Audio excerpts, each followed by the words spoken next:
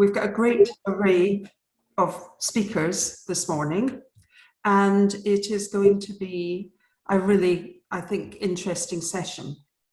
We're particularly pleased that so many of you have managed to join this session this morning, and we just wanted to let you know that we will be recording it because we really feel that this needs to go out wider, right across the public health community, and we are trying to support this really important health inequalities agenda.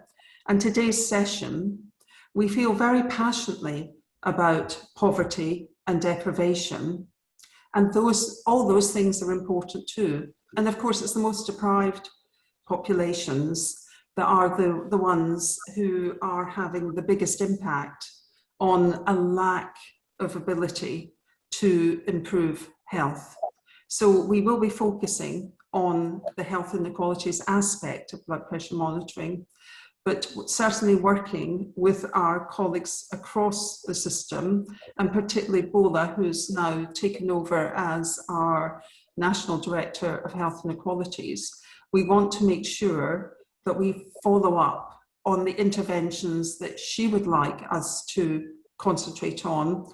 And you'll hear today what a big impact we think these small changes in some way, well-known intervention, blood pressure monitoring, we think that can make a huge difference. And it's very, very important for the Faculty of Public Health to ensure that we are all focusing on the three domains of public health. So of course we've got health improvement, and of course we've got health protection. But this session today really gives us a focus on healthcare, public health. So delighted to welcome you all today. And I'll just now pass over, before I introduce the first speaker, I'll just pass over to Shahed and let him say a few words of introduction. Thank you. Thank you, Maggie, and thank you for everybody who's joined the meeting today. And above all, thank you to this star-studded cast of speakers that we have, and the immense knowledge and the amazing work that they're doing that they're going to share with us today.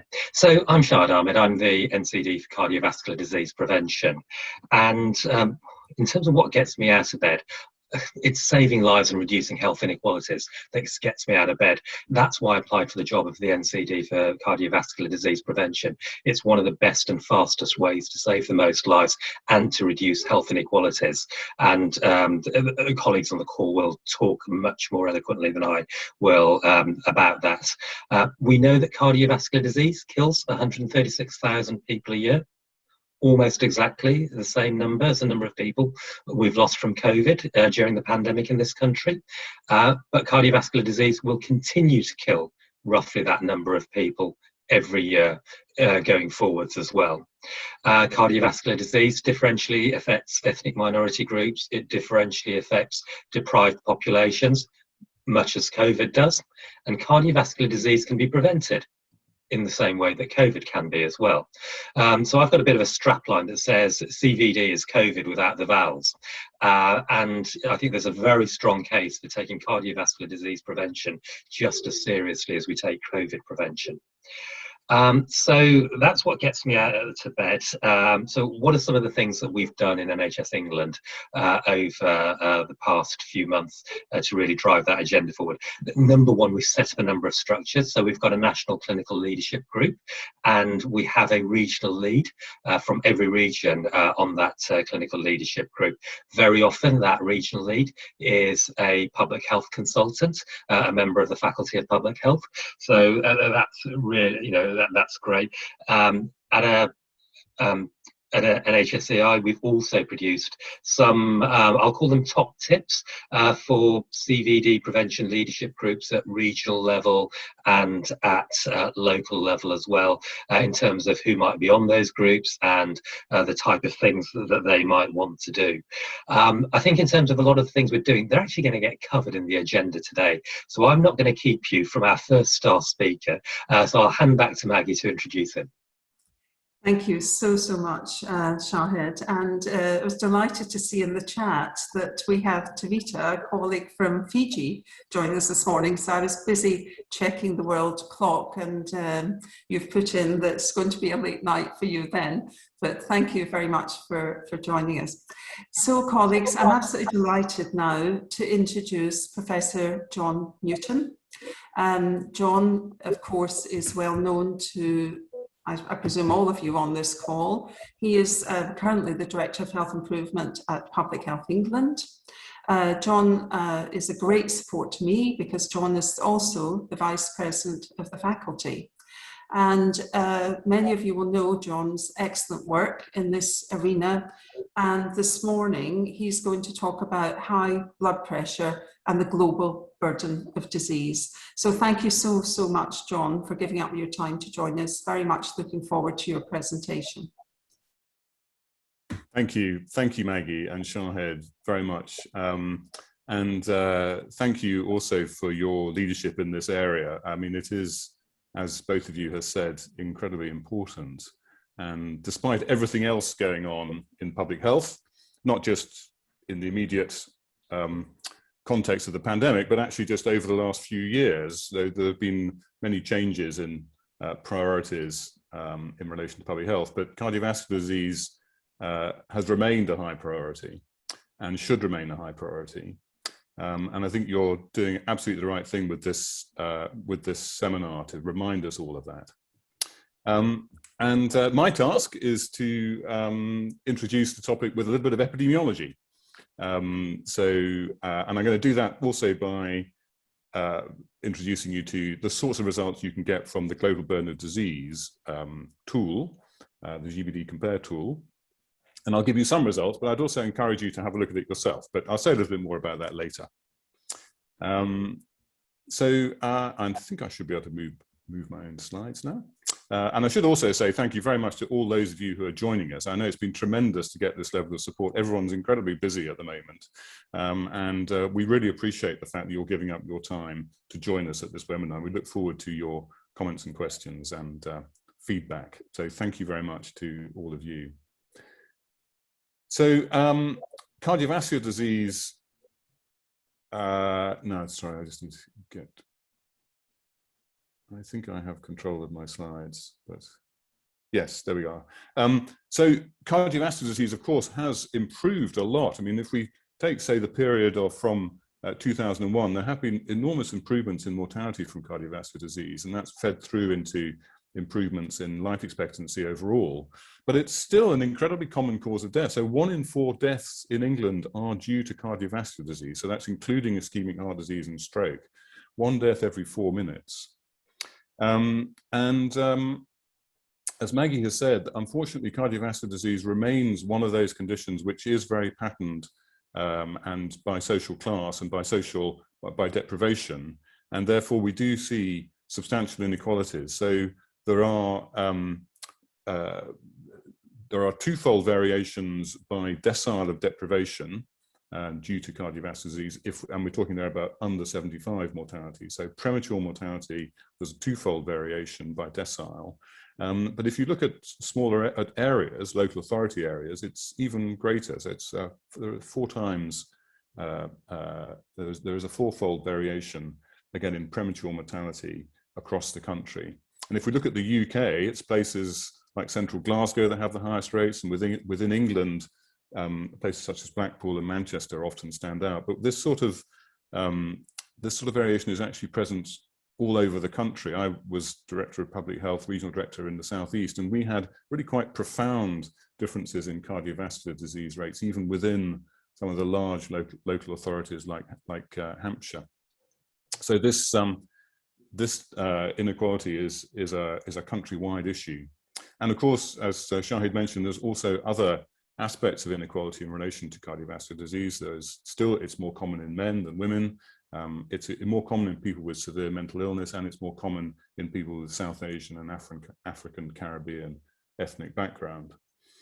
And then moving on to blood pressure as a risk factor for cardiovascular disease, and I'm going to talk mainly about blood pressure in this talk. blood pressure is perhaps more common than people realize. 1 in 4 adults in England are affected by higher blood pressure. And that, of course, varies again around the country. So in some more deprived areas of the country, it can be 30% higher than that. Blood pressure is an important risk factor, makes a very significant contribution to overall mortality and particularly to cardiovascular disease mortality. And I'll talk more about that in relation to the global burden of disease in a moment. But we are talking here about almost half of heart attacks and strokes being attributable to raised blood pressure. And this is a huge number, and it's a preventable condition. So this is really, this really should send alarm bells ringing for public health. This is something which we know what we can do about, and is causing an enormous burden at the moment. And that really is, I think, going to be the main message from this seminar. And I look forward to hearing from others on this theme. But as I say, back to the epidemiology. I was going to talk about the global burden of disease study. Now, many of you will know something about it. Some of you may know a lot about it. It started back in 1996. It was an idea. It started by Chris Murray and Alan Lopez, and amazingly, both of them are still heavily involved in it. They're remarkable epidemiologists, and it's an extraordinary contribution over a very long period. To begin with, it was a rather limited project. It was funded by World Bank and WHO, and they have gradually improved it. There was a step change in, it's gone through various iterations, and towards the end of the last century, it was re-established in University of Washington, funded by Gates Foundation, and in actually, no, I'm sorry. It was later. It was about 2007, 2008. I think they moved to Washington. So the landmark publication was in 2012, which was the new version of the global burden of disease published in the Lancet, and it was a much more comprehensive approach to integrating risk factors and outcomes into this framework model. And ever since then, there've been a remarkable series of publications. Many of them in the Lancet, but there's a lot published on the IHME website, exploring the richness of these data sources. So what's the point? The point about global burden of disease is really brilliantly summarized, I think, by my colleague Alan Davis here, who used to work with us in Public Health England and is still involved in GBD, although now retired. And he encapsulated the point about GBD is that it looks at everything all at the same time and tries to understand how all these different risks and different diseases come together to affect the picture of health and ill health that we see around us. And of course, this is incredibly meaningful. It's meaningful for individuals. We want to know about our whole health. We don't just want to know about one organ system. And it's meaningful for populations. We need to know, if you're a policymaker, you need to know about all the different conditions that cause mortality, morbidity, so that you can make the right balanced decisions about how to use your resources. So GBD is an incredibly challenging thing to do from an epidemiological point of view, but incredibly useful as well.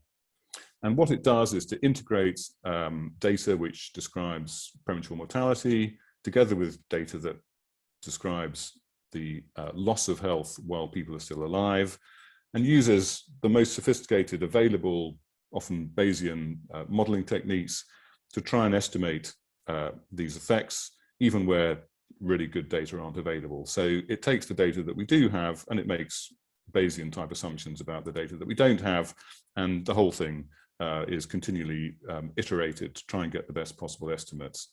And it's almost every result from the GBD is wrong, but the point is that it's as right as it can be. So they are good estimates for a fairly high level decision making. You have to be a little bit. There are a number of health warnings if you start using individual results too carefully, but we can get on. Nevertheless, I think we'll all agree that it's an incredibly powerful public health tool. So moving on then to some results from the GBD.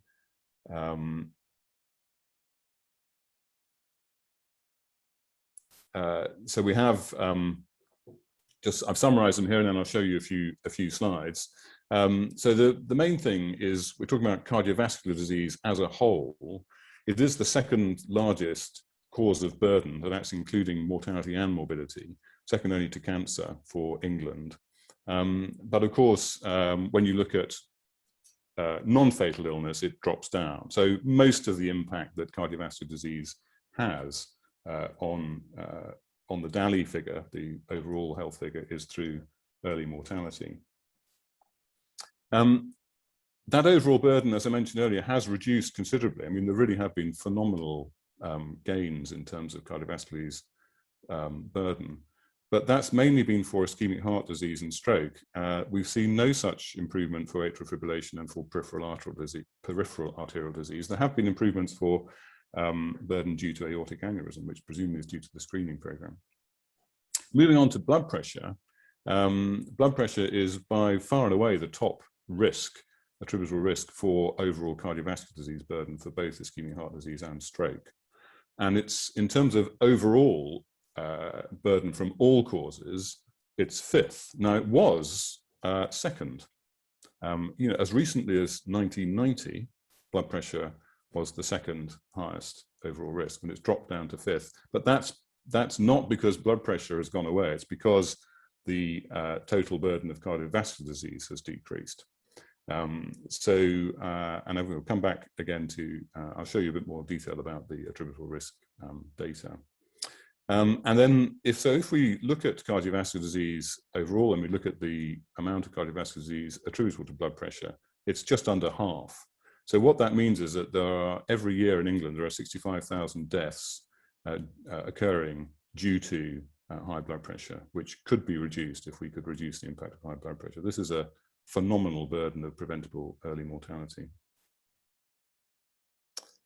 So these are the sorts of outputs you can find in GBD. So I say, if you go onto the web, you can do a simple search for GBD compare, and that gives you access to this tool, and you can play with it in many ways. I think it's fairly intuitive, and I'm sure you'll soon get the hang of it. This shows overall burden, so this is DALYs, so all ages, both sexes, and you can see in the top left corner there's cardiovascular disease broken down into ischemic heart disease and stroke. And it's just slightly different for men and women. So for men, that box is 16% of the total disability adjusted life years, due to cardiovascular disease. If you look not at DALYs but at YLL, so early mortality, that proportion rises to 27% of YLLs for men. And the other thing you can do with this slide is you can click on it and you can look at the extent to which that burden can be attributed to different risk factors. And for cardiovascular disease, that's 84% for men. So that means that's one of the highest proportions of any condition which has an established evidence base for attributable risk. So it compares, for example, to about 50% for all cancers. So put another way, you could say that 84% of the burden from cardiovascular disease for men is potentially preventable, because nearly all of those risk factors are at least potentially preventable. And if you take just blood pressure in the GBD model for men in England for premature mortality, 48% of that burden of premature mortality is due to blood pressure. For women, the figures are slightly lower. So overall, it's 12.5% for total burden due to cardiovascular disease for women, but it's 24% of premature mortality for women due to in cardiovascular disease. So 24% of premature mortality is due to cardiovascular disease, of which 76% is attributable to, is potentially preventable, and 42% is attributable to blood pressure. So it just puts some numbers on the high level finding, which is that cardiovascular disease is a huge contributor to overall mortality. Blood pressure accounts for almost half of all cardiovascular disease burden, and a great deal of the rest of cardiovascular disease is also preventable if we could only get people improving diets and reducing smoking and a little bit more physical activity. There was very good evidence that this would make a big difference. So moving on then to one or two of the other sort of outputs you can get. This shows a change over time in the DALYs, so total burden for both sexes, all ages in England over time from 1990 to 2019. So the top, the dark area at the top is ischemic heart disease, and then we've got stroke, and then we've got the other cardiovascular diseases. So you can see this enormous reduction in the burden due to ischemic heart disease, possibly a suggestion of a hockey stick, which is a bit worrying, that that trend certainly has leveled off and may even be increasing. And then looking more specifically at the attributable risks, so these again are the sorts of outputs you can get showing what amount of disease is caused by or attributable to the risk factors. And you can see so this is for cardiovascular disease alone, high blood pressure is by far the biggest. You can't add all these up. There is a rather complicated methodology that allows for the fact that some of these risk factors work in a pathway. So one of the ways in which high body mass index causes cardiovascular disease is through blood pressure, for example. So some of them are mediators, but that is dealt with in the model. And you can see at the top that blood pressure causes all kinds, the full range of cardiovascular disease outcomes. And the slide below is for women, showing similar pattern, but slightly smaller overall effect. And so I've mentioned, so of total YLL, so this is for cardiovascular disease, but you can do the same for all conditions. For men, 13.5% of all adverse outcomes of premature mortality are attributable to blood pressure. And of that 13.5%, 13% is through its impact on cardiovascular disease, and the 0.5% is through chronic kidney disease. So those are the two big ones. And for women, the numbers are similar, but slightly smaller at 10.5%. So again, 10% for cardiovascular disease, 5% for chronic kidney disease. And if we're looking at, again, overall, the importance of high blood pressure as a risk factor, then for premature mortality, high blood pressure is the second biggest contributor, second only after smoking. And for overall mortality, overall burden, it is the fifth.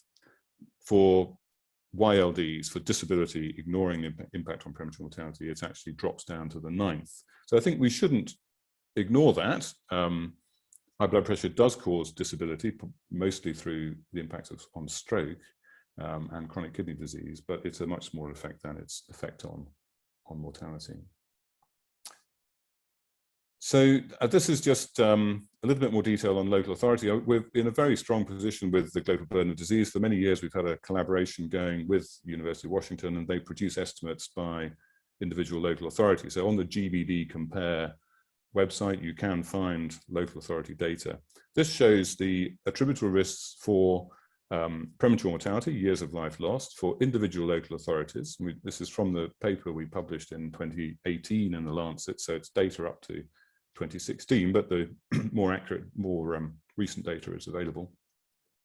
And it shows the attributable effect of different risk factors. We've got 9 different risk factors in each local authority, and we have high blood pressure is up in the top right-hand corner, and the local authorities are ranked according to the deprivation, so the IMD score.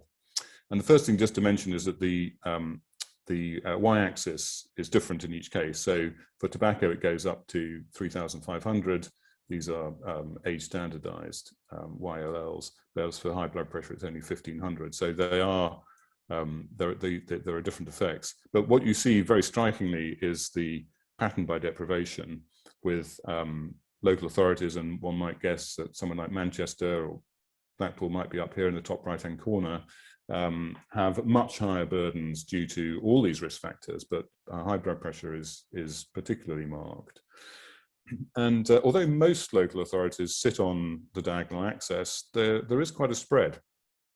And the colours represent different regions. So we have the orange colours are the northwest, the grey are the southwest, and the blue are for London. There's a general effect that London does rather better than you'd expect. So there is something a little bit more than just the deprivation effect going on to explain individual variation. But hopefully these data are useful to people working at local level, and we know that people use them fairly extensively, and be interesting to get any feedback on them. But the effect really is striking in terms of showing the impact of deprivation. And of course, variation in attributable risk is a combination of two factors. It's variation in risk, so there might be more smoking or there might be more high blood pressure, but one of the other drivers is the amount of disease. So if there's more cardiovascular disease, the attributable risk will be higher, even if the risk level is not increased. And that's illustrated by my next slide, which shows this is just the burden of cardiovascular disease deaths. So deaths per 100,000 in different regions of England, and you can see that London is a lot lower than the rest, and therefore the number of deaths due to blood pressure will be less as well in London, just because the overall number of deaths differs. So that's a flavour of what the GBD can show you. I'd encourage you to go and have a look at the data yourselves and to explore it and draw out the story yourself. There's a huge amount of information there, but it's a great lead into the rest of the seminar, I hope. We know that treating blood pressure reduces cardiovascular risk. Every 10mm reduction saves 20% of the risk of cardiovascular disease. We know that 4 out of 10 people with hypertension are not fully treated. We have set ambitions to improve that. Currently, we think we detected around 57%. High-performing public health systems like Canada detect 80%. We know we don't manage all our hypertensions effectively. We could manage 80% better. I think the epidemiology has shown that if we could achieve these ambitions, the impact would be enormous. Thank you very much. Thank you, John. Fantastic presentation and really compelling data. About why blood pressure is a public health priority and why it's absolutely legitimate for public health practitioners to have a real focus on tackling blood pressure. You mentioned stroke. I mean, stroke costs adult social care £4.5 billion a year in England. And given that many public health practitioners work in local government, there's a real strong argument for why they might focus on tackling blood pressure, because it really helps their adult social care colleagues both manage the costs, but also the workforce challenges around adult social care as well. I'm also a huge fan of Tom Frieden, who used to run CDC in Atlanta, and Tom's got a bit of a strapline that says blood pressure is the single intervention where primary care can save the most lives. So really compelling stuff for why blood pressure is important and why it's a public health issue, and why so many public health practitioners do roll their sleeves up and get involved. Colleagues, after Chris Bentley's presentation, we're going to have Q&As. So if you've got any questions for John, start putting them in the Q&A and chat box. And if you've got any questions for Chris as they come along, do put those in the chat box too. It's now my real pleasure to introduce to you Professor Chris Bentley. Chris headed up the National Support Team for Health Inequalities. And I remember when I was a local DPH, it was the toolkit that I used to use. You know, as I said, I've got a passion for saving lives and reducing health inequalities. And their toolkit was the toolkit I used to use. And basically there were 3 core messages for me: that if I wanted to improve life expectancy really quickly in my PCT, if I wanted to reduce the gap in life expectancy, to really focus on CVD and in particular smoking, blood pressure and cholesterol. However, I will now hand over to Chris, who is much more eloquent than I will ever be. Chris, over to you. Thanks very much, Shahed, and thank you very much for inviting me to be part of this really important seminar. I'm taking control, which I love to do. Hold on, here we are. Hopefully that works. And my slides, you'll see, are a bit retro, certainly in comparison with John's. If I can get presentation, there we are. For a good reason, because I'm going to be talking to you about the learning and experience that we had during the first National Health Inequalities Strategy that was in place from the middle of the 2000s. A lot of you will have been through that and working in that, but for those who haven't, I'll just say a little bit about what that strategy consisted of. It was a public service agreement on life expectancy targets, so agreement with the Treasury that health would get its money if it hit these various targets. So this particular one was about reducing life expectancy gap between the 20% of local authorities with the highest deprivation levels and the poorest health. And there were particular criteria for that, and it ended up with 70 spearhead local areas, local authorities being named. And narrowing the gap between that group and the national average was the challenge, which we were delighted with in public health. It was what were longing for, if you like, for a long time. They then, however, made the homework a bit more difficult, because they first of all said, we want to reduce that by a measurable 10%. How do you make a measurable difference at population level? That was when we started to have to think about straight away. And then he made it even harder by saying by 2010. So it was nothing about middle to long term. It was all about what could we actually do now to make that measurable difference. As well as the life expectancy, they had specifics, and here we are: heart disease and stroke reduced mortality by 40% overall and reduced the gap by 40%. So again, a big challenge. The national strategy, of which the Health Inequalities National Support Team was a part, basically got going around 2006. And Maggie Ray, as she's mentioned to us earlier, was an important part of that in the policy team in the department. The Health Inequalities team, I'll call HINST, was an important part of this. And our excellent team eventually visited nearly all of the 70 spearheads. We spent a week in each and returned visits. And it was an amazing experience that I don't suppose will be repeated, certainly in my lifetime. And through this, we were able to identify good practice, and there was good practice in nearly every area.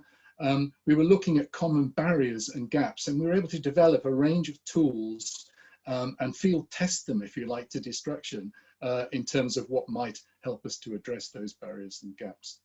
And as we went through with our learning, we were able to sort of pass that back into the policy world in the department to make changes within the strategy as well.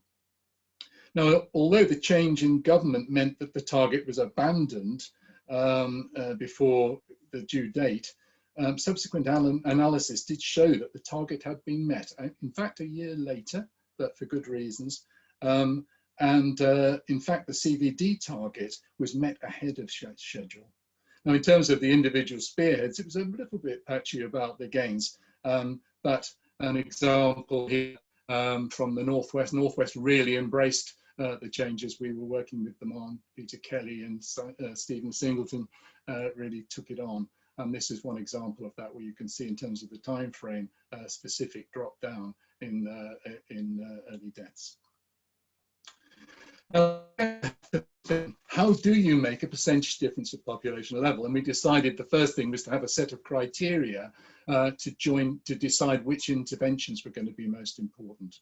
It wasn't just patchy things that could work. We had to really work on what was we had to put our weight behind to make this difference in that short term.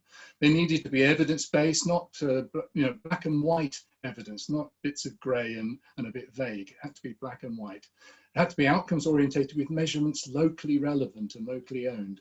Here we come system applied, not depending on exceptional circumstances and champions, but system. Scale up appropriately. We brought in the term industrial scale, not small projects, but we had to do things in a bigger way. Because of that, it needs to be appropriately resourced, not on little project funding, but core budgets. And then finally, it needed to be sustainable. This is not something in reducing mortality that could be done just for a short time.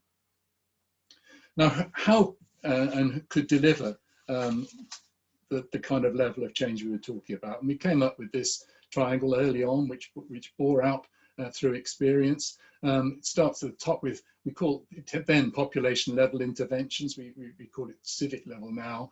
But this is legislation, regulation, taxation, healthy public policy, things that could actually affect the whole population with a bit of support in some areas. Secondly, intervention through services. And when we set off, the intervention through services were very patchy and variable. Instead, this needed to be much more systematic and scaled. Thirdly, community engagement. And again, not a few little exemplar areas that we're doing well, but how do we do this in a systematic way that affects whole populations and not just those lucky few? And then how do we bind together the system and scale in service with the consistent support to communities? Those areas that were managing to do some of that showed these particular strengths: partnership, real partnership, working together, vision and strategy, not just vague and arm wavy, but with numbers in it. And then really important, leadership, and leadership at the top, but also down the levels. And we found that after a while, unless we actually got the top table leadership involved, we weren't going to get the level of commitment to make population level change. And so the team wouldn't actually in the end go into an area unless we actually got the chief executive of the primary care trust, the health lead for the local authority, as well as the director of public health into the system for our visits and our discussions. We've moved on from that. We've developed learning, the huge amount of learning we got with all those 70 examples, if you were. This is now being picked up by PHE in their place-based approaches, and you'll find this triangle in that system. And it's really important that, like today, we've actually got here an example of place-based working that actually draws in, is color-coded from the last diagram, the contributions that can be made. Here, we're talking about hypertension. And even for something as clinical sounding as that, there is important inputs from all those different parts of the place-based approach. The next thing that was important was target, and we had a target. The target was set nationally, it was devolved to regions and then to districts and local authorities. And so people were able to work with that. But this diagram, which comes from slightly later than that, just illustrates an important bit of learning we got from this stuff. And that was the fact that here we're looking at, there was already a trend, a dropping trend, as we just heard from John. But if we're aiming for a particular target, apart from the gain that would be made anyway without doing much extra, what was the remaining amount that we needed to do just to turn that graph down even further to hit the target we were thinking of? And this was a sort of famously in Oldham, I think it was, where we actually be able to turn it into this. And you can see the difference here is that we've put it as number of deaths. We moved away from rates, which is confusing to many people. They don't know what on earth they're talking about. But actually, if you turn it into a currency which people understand, the numbers of deaths, then you can see that it will involve non-technical people, people from local authorities, counsellors, voluntary sector, general practice, and others within the health service will say, oh yes, that's the number. Which part of that number is ours? How many are we looking for ourselves? Big change, big important learning. The next thing then is, if we know the size of the problem and the numbers of deaths we're trying to defer for the next 3 to 5 years, what are the things that are going to have that impact? And we were fortunate to be able to develop this menu of interventions in a very specific way. So this was a review of the learning from the evidence and also modelling the economic inputs from it all. And you can see this was done by someone called Robert Anderson, who was working in the Department of Health then, and our own Dilwyn Shears, who some of you will know is still working in NHE as an analyst manager. And you can see here what it did specifically. It gave us the numbers, the dimension of change. These are all the things that are absolute black and white evidence for impact. But this gave us now the dimension of change that we could look for if we sweated the asset that we were going to be able to use. And knowing that, we were then able to pull out which are the ones that are most important. And you can see they're pretty well all cardiovascular related in terms of making the impact to give us the numbers. Now, okay, we've got the evidence base, the things that we really want to, we know it will work on an individual level. How do we get that to as many people who can benefit, and those, particularly those in most need, as possible, in order to hit our target in terms of the population outcome? What were the factors? Well, there they are. This was something that was kind of famous at the time, called it the Christmas tree. Some of you may be able to see with a bit of imagination, the shape looks a little bit like a Christmas tree, but there we go. But these 13 factors were the ones that we identified. I'd worked on this for a decade beforehand, and these were the factors that really, or each of which could really either get right in the way or really assist us if we got right, our push to get the individual benefits up to population level. And I'll just take you through very quickly some of these components. So it starts off on the right, and this is about services. We call it challenge to providers, but this is actually what the services themselves can do. We start with the evidence base. That's a lot of that's done in randomized trials and whatever. How much of that benefit is lost when you take it into the real world? And how do each of our different levels of service actually either lose or mitigate those losses to really get as much benefit as possible from the intervention? They need to be cost effective, looking at number 3 at the bottom. If we're going to develop it out to population level, little bits and pieces of the intervention won't actually hit population. Up at the next one, accessibility. How do we take this out to the public through our services without actually losing that effectiveness or actually costing so much more? And then finally, really important, that we engage the public in the way our services develop and run, not just the people who are in the service, but what about those who perhaps could benefit from the service? Why aren't they getting in? How do we engage and find out that? Now I could give you good practice examples and learning from each of these levels. I've only got time to show you a couple and some of the most important. So I'll start with this one.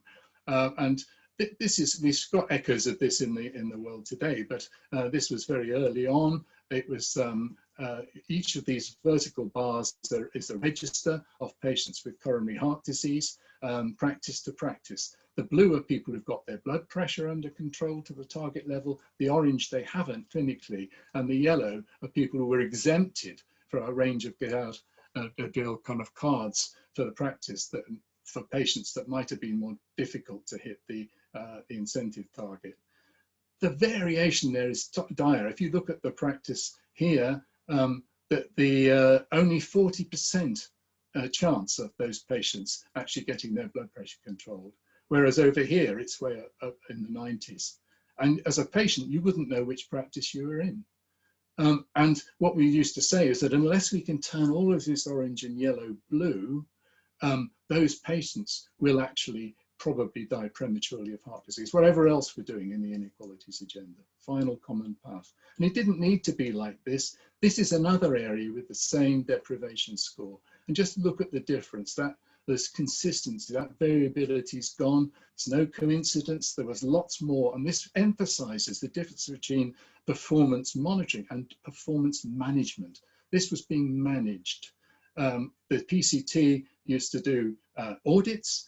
They actually supported peer reviews, practice to practice. And in this case, there was a little PCT funded team of 3 specialist nurse and some support going around practice to practice, actually making sure that they were using the right guidance, had the right protocols in place, training was okay, induction for new staff was being handled, they had all the right equipment. And lo and behold, it produced that sort of difference. Just one more I'll mention from this side, and that's about engaging the public. It's important today, of course, and you'll recognize this stuff. This was here back in the 2000s. remember. And here we go, we've got, in terms of thinking COVID vaccination, for example, rough sleepers, cultural and ethnic diversity, and problems with getting in touch with those. But then at the bottom here, taken for granted, white working class men. How do we draw them in? They were terrible at getting into services then as now. And what initiatives could we use to actually connect with them better? So that's just a quick spin through the right-hand side, which is about the challenge to providers. But what about, but you will not, what if you get that right, you will only get good service outcomes. If you're going to try for good population level outcomes, you need to look at the other side. And this is about how the population uses those services and is supported to use those services. And this is a kind of neglected part of the whole thing, really. And I'll just again quickly take you through this. Population needs, we weren't as good then at doing the mapping as we are now, but we could see which are the areas which had the highest cardiovascular disease mortality and the lead up factors to those, of course. Then it was a question of what proportion of those were actually coming out of the woodwork into service, who was missing from that. What were we doing in terms of resourcing? Were we actually giving proportionate resource into those areas where getting people out into the services was going to be much more complex? When they moved to do that and they came into services, what sort of response did they get? How did we help them to navigate in there? What channels did we actually support? And then once in the service, how did we support them to move through that? And then when they come out of services with their care plan, how are they supported to self-manage? Is there educational support? And what about wraparound services that will help them to manage their lives while they control their blood pressure or their diabetes? Again, just time for a couple of quick examples here. The first one, this I used to call this my desert island slide. If I only allow one public health slide, I would use this one. It's not quite the same now, but at that stage, this is from Birmingham University. These are two maps of Birmingham. The right-hand side is a heat map showing where the greatest mortality rate for coronary heart disease was, right there in the center where the most deprivation is. The left-hand side shows the numbers relatively, again a heat map, of those registered as having coronary heart disease with their general practice. Shocking stuff. And you can see here the inverse care of this. Here we've got posh parts of Birmingham. Nearly everyone's on the register who's got the problem, and none of them are dying anytime soon. But the challenge, how do we actually fill in that gap and actually really start to prevent the issues that are there, the highest risk? And we were able to translate that.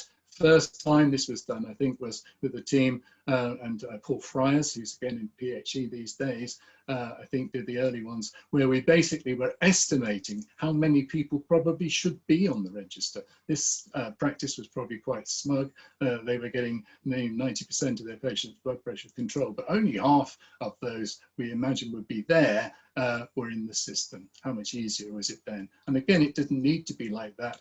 Here we've got our good example practice. You can see there is still some work to be done in some of these practices, but how much less do we have the missing thousands, which we used to talk about, the missing thousands. We had good evidence as to how we needed to do this from recent Health Action Zone, actually, studies that were done, Angela Todd and Sheffield Hallam University. And you can see some of these are about the practice and the front line of services, where they're placed and so on. Perhaps some of this lives on the other side of the Christmas tree. We probably add in today, we probably add in digital exclusion probably at this point. But then, most importantly, what about the community? What about community knowledge and understanding and beliefs and so on? And then the personal beliefs and the motivation and the activation of the patients. This was so important about the missing thousands. That was probably one of the main lessons that we had from the inequalities team. Now, if we actually do work on that side, the neglected side about how the population uses service and supported to do so, it does mean things for the level of service that we're providing over here in its new consistent form. And so we need a good, solid spine to the services. Starts with making sure the volumes are right for things like self-management support, for example, not just waiting lists in the usual way. If there are service imbalances or problems with pathways, the patients who are in the most disadvantaged circumstances will be first to fall by the wayside. And then that's all quite complicated, of course, but here we have another level of leadership. This is the kind of clinical and coordination leadership, looking at the whole system, not just the NHS side, but also the whole system. And important things about the way that functions. How do people know where decisions are taken and where perhaps funding might be available for initiatives? What about the communication support? And have we got dedicated leadership and coordination to keep running on a day-to-day basis? So the important things for this particular framework, a big learning was much on the left-hand side, population support, make sure that the services are consistent, big spine to actually support those and well networked and led, and only then will we get the best population level outcomes. Now we used that as a workbook, framework for a workbook, and we had 14 of those in the end. This is the one for cardiovascular disease. We used the workbook with questions under each of the 13 places to run a diagnostic workshop. They ran about half a day. We had 70 of them on cardiovascular disease. Every place we ran the cardiovascular disease one, and bringing the right representatives from across the piece, not just some clinicians here. And as a result of that half day, we agreed together what the 5 main strengths for the area were, and then what were the 5 priority recommendations and who was going to take them forward. And we agreed to run that as a diagnostic again in perhaps 6 months or a year to see how we'd moved, and then what were the new weakest links. We used to say we don't have all the answers, but we've got a lot of the questions. But over time, of course, we did find quite a lot of the answers. And in the end, we were able to produce the priority actions, and I've added that to the slide set you get after the meeting. And we were then able to run a series of national and regional masterclasses about it all. We've got a modern version of that. Christmas tree sounded a bit cute to PHE, so we've now got the Population Outcomes Through Services framework, published again through the PHE Place-Based Approaches system, and we've run versions of this and got some workbooks in relation to this particular one as well. And I've been talking to Shahed about using the one I did for blood pressure, and we'll just upgrade it a little bit, update it a bit, and see how we can make that accessible in the future. So overall, to come to an end then, important messages from us from the standing start that we had there. Develop understanding, ownership and commitment from the top table leadership. That's as true today, place-based, primacy of place, system-based working, I say more. Criteria to get the core of clear evidence-based interventions, but it's then the focus of taking those out to benefit all that can need. And then it's a multifaceted whole system approach. There's no magic bullet. And in order to do multifaceted, we've got to use place-based approaches.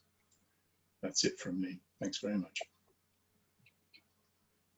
Thank you, Chris. And actually, I noticed that you've put up the link for the materials. I'll give people just a second or two to do a screenshot of that, because the PHE materials and the work that you did at the National Support Team materials were all absolutely fantastic. I mean, Chris, you've given you've achieved a huge amount, and you've given us a huge amount of food for thought. I think one of the things I particularly like to draw out, and there are many things I could draw out, is the importance that you place on leadership and networks. And just in the current context, we've now established cardiac networks across the country that have a responsibility for cardiovascular disease prevention and are resourced to do cardiovascular disease prevention. Health and well-being boards, is blood pressure a priority for your health and well-being board? The emerging ICS boards, do people at the top table of those boards understand what the impact of blood pressure is, and have they prioritized it? I think these are all questions for colleagues on the call. But brilliant resources, brilliant presentation, and as you say, outcomes that got achieved in a short time scale, and I think that's just marvelous. And I know that Maggie was also intimately involved in it, and I see a question from Jane as well, and I know that Jane was intimately involved in it as well. I mean, there are so many great public health practitioners who are involved in that movement. So, colleagues, we're now over for questions and comments for Chris and John. I see that John's busily been answering some of them, and he's left something for me to talk about in terms of weight management services. So, colleagues, one of the things I'd really like to draw your attention to is the digital weight management program that's started at the moment. Really well evidence-based program, and people with hypertension are eligible to be referred on to it. At the moment, the referrals do have to be through primary care, but do Google digital weight management program and you'll learn a lot more about it. John, in terms of the other questions you've answered, do you just want to say a few words about what the question was and what your answer was? You're thinking of the one about salt, I think, probably, yeah, from Hidden. Yes. So you remember the slide I showed on attributable risks for cardiovascular disease had blood pressure at the top, but poor diet and high body mass index were there as well. And poor diet partly is down to salt in diet. And of course, salt has a direct impact on blood pressure. This, of course, we know this from very extensive epidemiological studies all around the world. In fact, the UK has a pretty good track record of reducing salt in diet. In particular, this was a brilliant success of reformulation, quietly done largely by colleagues in the Food Standards Agency. In fact, it's people like Alison Tedstone, who are now, of course, in Public Health England, but then were in the Food Standards Agency, who were behind this rather quiet public health achievement, which was to progressively take salt out of the nation's diet without anybody noticing. And it's made a distinct difference to cardiovascular mortality. But the problem is that we've now got to the point where we've been asked to look at this quite extensively by ministers. In fact, in the run-up to the prevention green paper from 2019 was it even? Yes, we were asked to look at this extensively, it is actually quite difficult to take more salt out of the diet at the moment, and it would mean quite significant differences to the way people eat. So you would really need to have people eating less cheese and bacon, which are pretty much staples of the national diet. There is scope for more reformulation of processed food, things like baked beans and tomato ketchups and things like that. So there's certainly things that can be done, but it would probably require behavior change, and behavior change is much more difficult to achieve than reformulation. So it's not out of scope, but it's not an easy target. And compared to finding, I mean, in terms of Chris's, it's lovely to see the Christmas tree. I've got a wave of nostalgia coming over me, and it's so nice. I'm sure I speak for lots of people on the call to say what a pleasure it is to hear about this and how inspiring it is. But I think your model would say, let's look at all these other things. There's no simple answer. We can't just reformulate the diet quietly and it'll all go away, because it won't. Just something else I was going to, again, seeing your slides, I was going to a shout out for PHE's cardiovascular outputs for the local cardiovascular disease reports. A fantastic wealth of information there.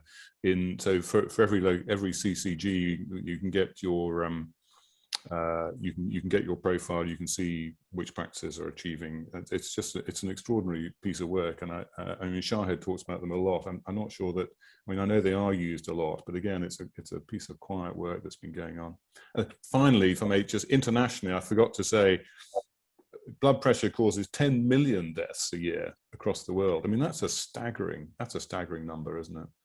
And it's going to get worse. Global warming is going to cause sea levels to rise, and that will salinate the drinking water for tens of millions of people around the world, and that will put up their blood pressure. So peculiarly, one of the things that we're trying to work on with the GBD is to try and estimate the impact of sea level rise on global blood pressure and therefore on global cardiovascular mortality. It may be one of the biggest health effects of global warming. Sorry, that was rather a long answer, Shahed. Can I just pick up on what John said there about the PHE resources there? Because what we have done, we did the rejigged the Christmas tree as this POTS framework, and working in East Midlands with PHE there, we actually set up a hypertension workbook from using that structure. And we then tried it out in the different STPs then from East Midlands. And what we were able to do was, against each of the 13 areas in the framework, we were able to put data support for the particular area. And we drew in so much of that from the PHE CVB resources and intelligence packs. And of course, they've been developed further over the last year or two, but it gives you so much to kind of put the data alongside that component of that framework, which really helps you to make it work in practice, as opposed to just in theory, sort of arm wavy sort of what we could do sort of stuff. But I think there's the materials. A lot of the data now is much better than we had back in the day. Some of it has actually grown out of the data we developed back in the day, but it is so much better, and we'd have given our left arms for some of that stuff in those days. Thanks, John. So Chris, you mentioned the work you did in the East Midlands. Is that kind of available to in the public domain? Yes, what I've arranged to do is that there's a generic workbook. So what we've done for each of the 13 is a set of the core questions that you should answer under each of those things. And that generic workbook, which we've updated a few times, and I've just checked with Public Health England that the K-Hub is going to have the recent level of the generic workbook. But you and I talked a few weeks ago, didn't we, about just looking at the hypertension version, just making sure it was up to date. There isn't anything in there for about home monitoring of blood pressure, for example. So just put in a few of those more modern things into it, which won't take long at all, and then we can make it available through the various platforms that people can get hold of. Yeah. And this is fabulous. And I had a really interesting conversation a couple of weeks ago with a very experienced medical leader, and what he said to me was, blood pressure's boring. And that is one of the things about blood pressure, that actually, you know, it doesn't grab the headlines, but we've got this wealth of information and tools and resources that we've built up over a number of years, which are absolutely fantastic. Colleagues, another point there about coming in after COVID and the restoration programs that are going on. And I had a conversation recently with the primary care directorate about, you know, well, so what should we be focusing on for restoration? And I've said, it's the same stuff as usual. It's the same stuff. You know, and we've got the mechanisms in there. QOF deals with a lot of the measurement that we need in there. Don't start thinking for some new things. Let's do those and restore those and do them better. And actually, we can perhaps now put more emphasis on ethnicity and deprivation scores within the QOF, hopefully, in due course, so that we can actually be making sure that within the QOF measurements, we're actually looking at the inequalities component as well. And I think it's not boring. You might say it's boring because we've been doing it for years, but we haven't made it go away, have we? It's exciting. We've got to keep plugging. Shahed, can I pick up a point you made? The quality of the data on this issue is phenomenal. I mean, there are lots of areas in public health where we work dealing with uncertainty, you know, mental health, obesity, but here, you know, we measure mortality extremely accurately. We have the Health Survey for England. We have general practice data. We have some of the most extraordinary clinical research showing what happens when you treat people. We've got the data are measured right down to local level. I mean, this is forensically detailed in terms of epidemiology. We know exactly what's going on, and we know exactly what would happen if we made the changes that we think are possible. So there is absolutely. I mean, these are some of the most reliable estimates of public health benefit in the world. I mean, other countries, frankly, would kill. I have links with Santé Publique France, they would love to have the data that we have on these issues in this country. And alongside that, John, the other thing, of course, is that the evidence base for cardiovascular disease is the best that we've got for anything. We know what works. And it's a question of saying, how do we make that work consistently through the areas that we know, and get it out to as many people as possible? That's the challenge. And I think that taking the data and a really solid evidence base for intervention alongside, we now need to work out those processes about getting to those. Because the real excitement is the new opportunities through the greater drive for prevention in the NHS. You know, we have the NHS, the new NHS Care Bill coming up. You know, this is, I mean, Shahed, you will be, I'm sure people will talk about this after the break, but I mean, I think, you know, now is the time. We should go in there really ambitious, really confident, and expect things to be done slightly differently. Absolutely, absolutely. Now my screen's frozen, so I think that point that you've left us with, John and Chris, is the point at which we call the break. And if we ask people to come back in 5 minutes, when we will hear from a regional director of public health and a regional team about what they're doing. So colleagues, see you all in 5 minutes time. So welcome back, colleagues. I hope you managed to get a break, and a very big thank you to John and Chris for getting off to such an excellent start. And thank you all for participating so well in the question and answer session. Our next session, I'm delighted to welcome Saloni Sabari and Alison Barnett, two lovely colleagues from the southeast of England, and it's wonderful that they're going to be able to continue to develop this agenda this morning from the regional perspective and provide for us the kind of insights into the work that they're planning and doing in the regional level, and actually what we might be able to expect into the future. As you all know, this is a crucial time for public health, and we are going through enormous change. That said, in spite of the disestablishment of PHE, we have managed to retain all the functions of public health into new organisational arrangements, and I think we all see the regional directors of public health and their staff bringing that organisation of public health at the regional level together. And so we are, I think, well embedded into NHS E&I, but hopefully this will provide some greater strength and the importance of not having a fragmented system. So as I say, I'm absolutely delighted that Alison and Saloni are able to join us this morning. Thank you both so much for giving up your time. And I will hand over to you for this next session. Thank you very much indeed.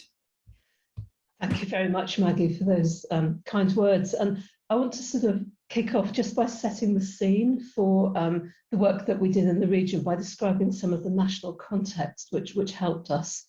So if we can go on to the next slide. Thank you. If you cast your mind back quite a few years now to when the 5-year forward view came out, it's had a priority around improving CVD prevention. And Public Health England at that time set up a CVD prevention project with national and regional colleagues to take this ambition forward. And certainly regionally, one of our key objectives was to ensure that by supporting and influencing, the STPs had a formal commitment in their plans to take action on at least one of the high-risk conditions for CVD. So that's AF, blood pressure and cholesterol. So that was the ambition that we were working on. If we go on to the next slide. Thank you. So at the same time, PHE set up the CVD Prevention System Leadership Forum, which had a name that was rather too long, and a very wide membership of passionate colleagues from the NHS, from local government and the charities, all committed to reducing CVD. And one of the bits of work that we did through that group was to set some ambitions for England for reducing CVD. So ambitions for diagnosing the underlying risk factors and treating them as well. And certainly in the Southeast, we found this really helpful as a means of benchmarking where local systems and CCGs and practices were, in achieving those ambitions. And if we go on to my last slide, at the same time, so the centre directors in PHE were working closely with the Association of Directors of Public Health on a programme called What Good Looks Like. And this is really about describing, as it says, what good looks like at a system or a place level, as we might say now, for a whole range of different public health issues. And one of them was CVD prevention. So if you haven't already looked at this publication, this is on the ADPH website, easily found through Google. And what it does, it describes some of the key features and principles for what good would look like at a local level. It was really interesting, particularly hearing Chris's presentation, because I think, you know, we're talking about the same things. The leadership is really important, and having that compelling narrative to get this issue onto the agenda, the use of population intelligence. The other thing for me, I think, is that having a systematic approach to a population-based approach, really key. We recognised when we did the work that this is a really big challenge, and we're going to have new models of care, new pathways to help detect and manage people with these risk factors. The other key thing is about the quality improvement element of that programme. These things don't just happen, you have to iterate, look at how well it's going, and develop your approach. And the other really important bit of this is, you know, the blood pressure management and detection is really important, but the understanding this is in a wider context of health and well-being and health in all policies within local government. So the document covers everything through from detection to those wider issues. And I think, you know, we've probably all started to hear about the new NHS initiative on Core 20+5, which will target the two most deprived deciles, and one of the issues that will be targeted is blood pressure detection. So I think this document will be helpful in colleagues locally in thinking through some of the approaches that they might take. So that's just a bit of scene setting of some of the things that helped us in the South East as we were taking our project forward over the last few years. And Saloni is going to talk now about what we actually did and achieved. Thank you, Alison. My name is Saloni Zaveri. I'm one of PHE South East's healthcare public health consultants. And one of my roles is to work as part of a team in PHE South East and in collaboration with partners to deliver against our CVD prevention work programme. So I'm just going to spend the next 15 minutes or so talking through how we in PHE South East worked collaboratively with our partners and with systems to deliver the national CVD prevention programme that Alison has just described, and how our approach has evolved over time. So just some scene setting first around CVD in the South East. This data was generated using the GBD Compare tool, which John has already described, and this uses estimates from the GBD study. And we can see from this chart that whilst there have been improvements in the treatment of CVD over previous years, it still remains the second largest cause of DALYs in the South East, and it accounts for just over 14% of all DALYs in the South East. Next slide, please, Julian. Thank you. So this scarf chart shows for each cause of death the percentage contribution that it makes to the overall life expectancy gap in the South East. And here we can see that the life expectancy gap between the most and least deprived quintile in the South East is 6.7 years for males and 4.8 years for females. And we can also see that circulatory disease is the largest contributor to this gap for both males and females, accounting for over a quarter of inequalities. Next slide, please. So within the CVD high-risk conditions, we have already heard that hypertension is the largest attributable risk factor for CVD DALYs, accounting for 43.1% of total CVD DALYs in the South East.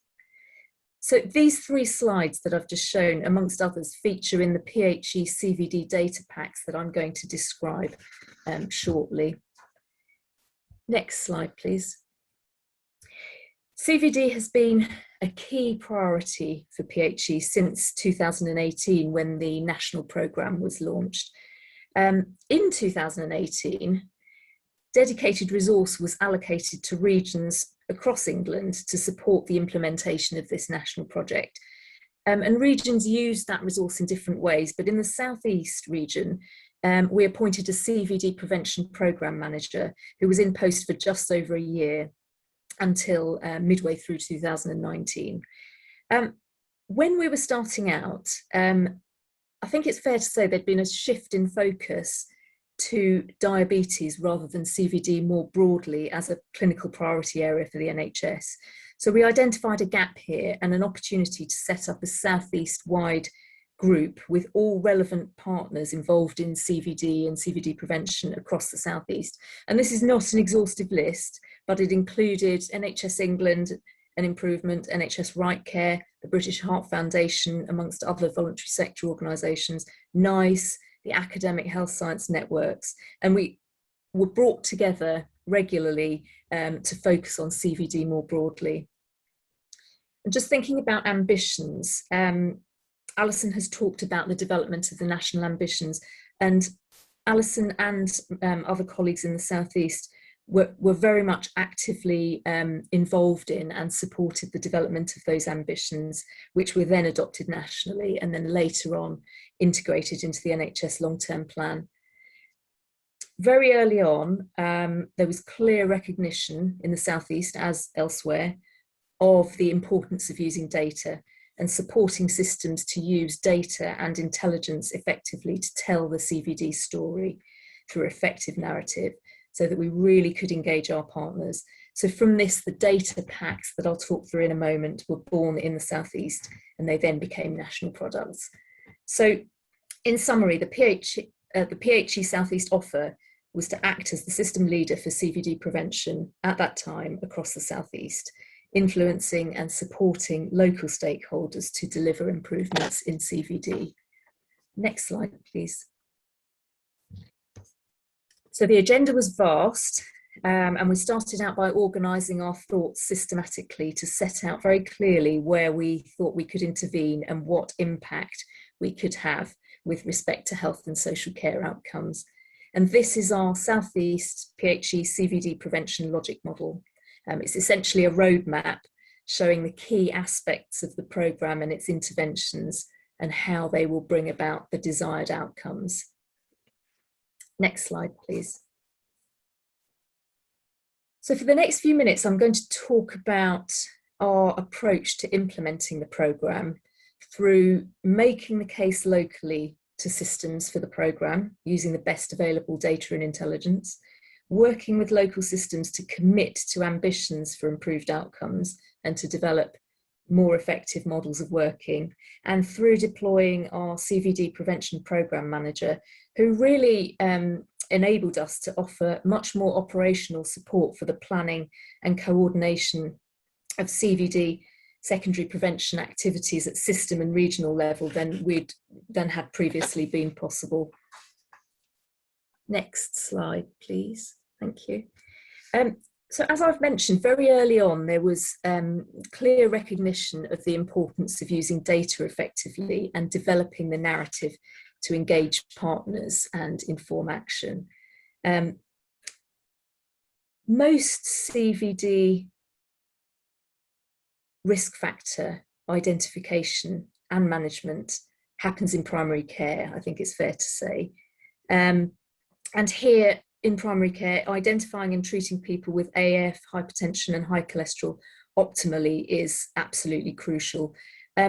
Within these data packs, we have looked at CVD management as a whole pathway approach. And CVD prevention starts to the left of this pathway with primary prevention. So healthy eating, physical activity, not smoking, moderating alcohol consumption. We know all of these things can reduce your risk and stop you from even entering the CVD management pathway. So our data packs contain a comprehensive set of data on risk factors, on NHS health checks, hypertension and AF management and diagnosis, and alongside gaps to ambitions for our local systems. Now, data is displayed in the packs at CCG and GP level, and now, since the packs are evolving, at PCN level. And the data comes from a range of sources, such as fingertips, the QOF, PHE, disease prevalence models. All of these are in the public domain, but I should say that the analyses and the methodologies used to generate the figures in the packs are underpinned by the national CVD prevention ambitions, which means that they might differ somewhat from other published figures. So now these packs are in their fourth iteration. The latest packs, as I've said, include data presented at PCN level. The narrative has continued to evolve, and these packs really still remain a critical tool which we use to interact with our systems. They really, the data in these packs enables systems to identify where their gaps are, what their priorities should be, and where focus is needed at place level. And now a number of systems have used these packs to support bid development. For example, the recent digital weight management program, Expressions of Interest, and to support their decisions around distribution of resources. Next slide, please. So I mentioned also that we identified early the need to bring key strategic partners together to coordinate CVD prevention activities, notably secondary prevention. And the opportunity was taken back in 2018 to establish the South East CVD Prevention Group.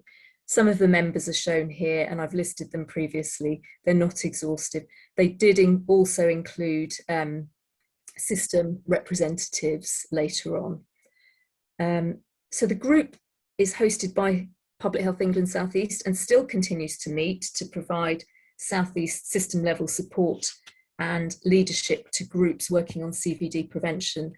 And I should say this is complementary to the support to local systems that local authority public health teams provide. And this group really still continues to be a valued forum which meets bi-monthly. Examples of good practice, challenges and learning are shared between members. We support the planning, mobilisation of resources and implementation of interventions in local systems, and really foster closer working with local CVD prevention leadership. Next slide, please. So this is our plan on a page which attempts to summarise some of the detail I've talked to and much, much more. I think importantly, the South East CVD programme contributed to a sustained focus, sustained to this day, on secondary prevention of CVD across all systems, all 6 systems in the South East, and really aided both the identification of where more intensive action was needed and the development of a compelling narrative to achieve buy-in from system leaders. In the middle column, you'll see that 3 systems are highlighted here as examples of where particularly intensive support was provided and the nature of that support. And of course, then the learning from those projects was shared more widely across the other systems. Sadly, I think there's no time to talk through these individual projects in more detail right now, but I would be very happy to describe these in more detail if you would like to get in contact with me after this meeting. Next slide, please. So moving forward from the 5-year forward view CVD prevention project, as you all know, the long-term plan was published in early 2019 and really cemented CVD prevention's place as a national clinical priority and the single biggest condition where lives can be saved over the next decade.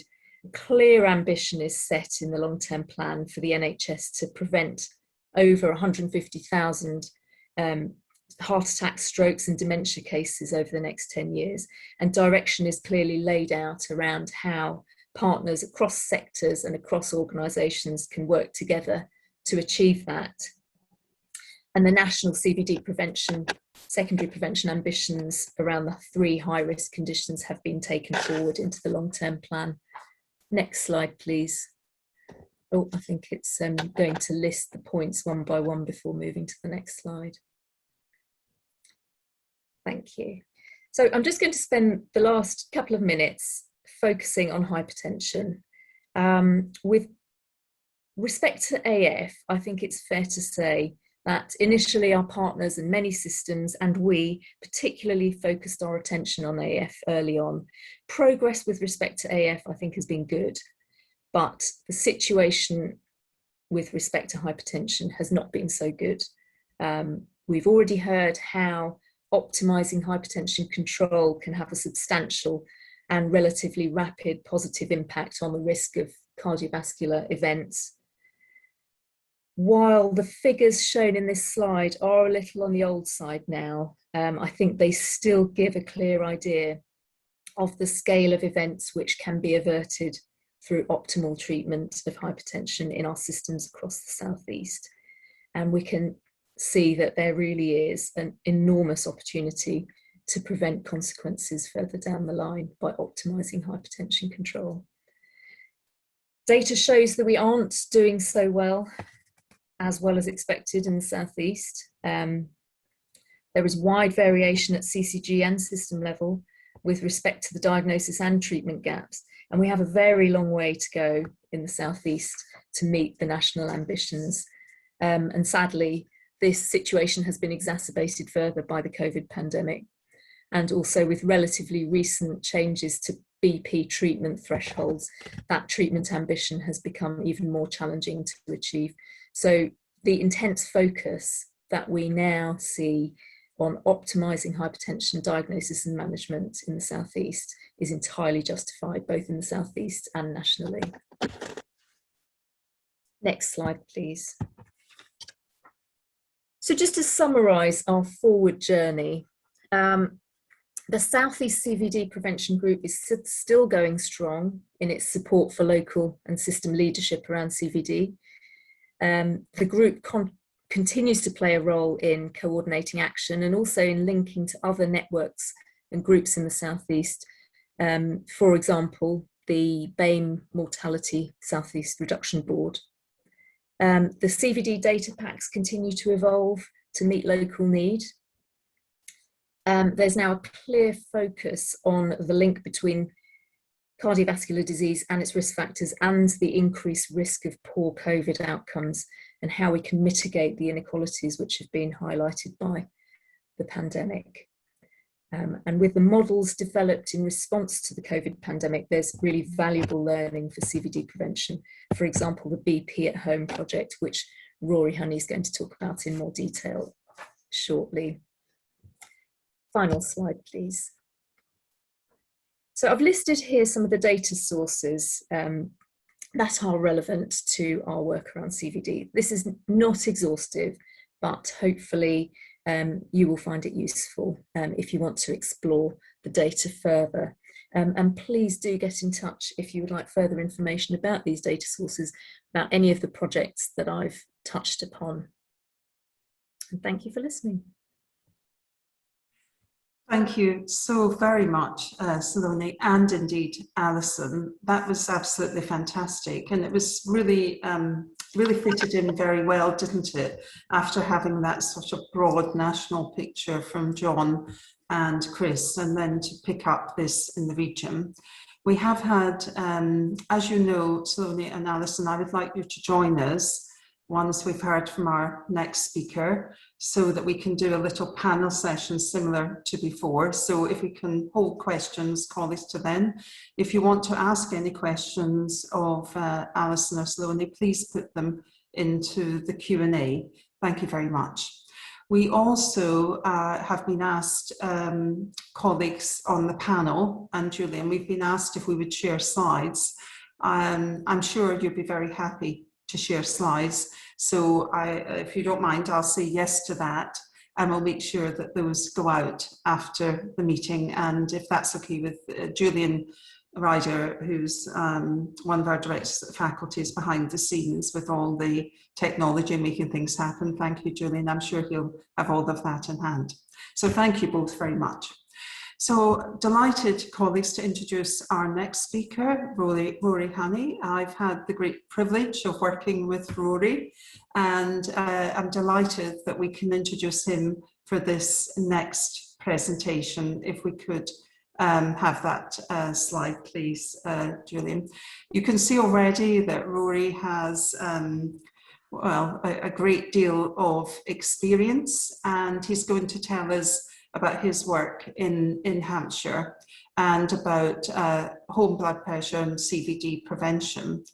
I should also give Rory some recognition, not just for his work now in the Hampshire and Isle of Wight ICS, but also Rory and his colleague Johnny were instrumental in helping us as a faculty get our statement on fairness and equity in the global vaccination of the world against COVID. So Rory, thank you so much for all you do, and thank you so much for joining us today to talk about this particular issue. Thank you. Over to you, Rory. Thank you very much, Maggie. The privilege is all mine, and your kind words do a little to quell the imposter syndrome I'm feeling right now, speaking after the likes of Chris, John, Alison and Saloni. So thank you very much. Julian just is going to kindly click through the slides for me, but as Maggie said, I'm a public health registrar, so I'm somewhere in ST4, although it might be ST47 for all I know, because I've been dual accrediting throughout as a GP as well. And I'm currently the lead for prevention for the Hampshire and Isle of Wight integrated care system. I'm going to talk a little bit about Hampshire's implementation around CVD prevention and specifically our blood pressure at home project, which is a national project that Shahed has been very influential and key in delivering. And when I refer to Hampshire here, it's very much shorthand for the entire Hampshire and Isle of Wight ICS, which includes Portsmouth and Southampton. Next slide, please, Julie. So in terms of overview, we'll talk briefly about the place just to set the scene, reflect on some of the enablers that we've found whilst rolling out these projects locally, zoom in a little bit on hypertension specifically and the blood pressure at home work, with a particular focus on how the public health lens and the public health collaboration has been very important. And then just towards the end, zoom back out and look at the broader aspirations around CVD locally and reflect on some shared experiences with colleagues that I was able to have in a great conversation with people working in other systems. So next slide, please, Julian. And next slide, that's the one. So the Hampshire and Isle of Wight ICS is one of the largest health and care systems in the country, serves 1.9 million people. And there's been lots of change lately, as I'm sure other places and systems have been going through as well. So we've had a reorganisation with a formal merger of 5 of our CCGs, completing only in April this year. And we were designated as an integrated care system in December 2020.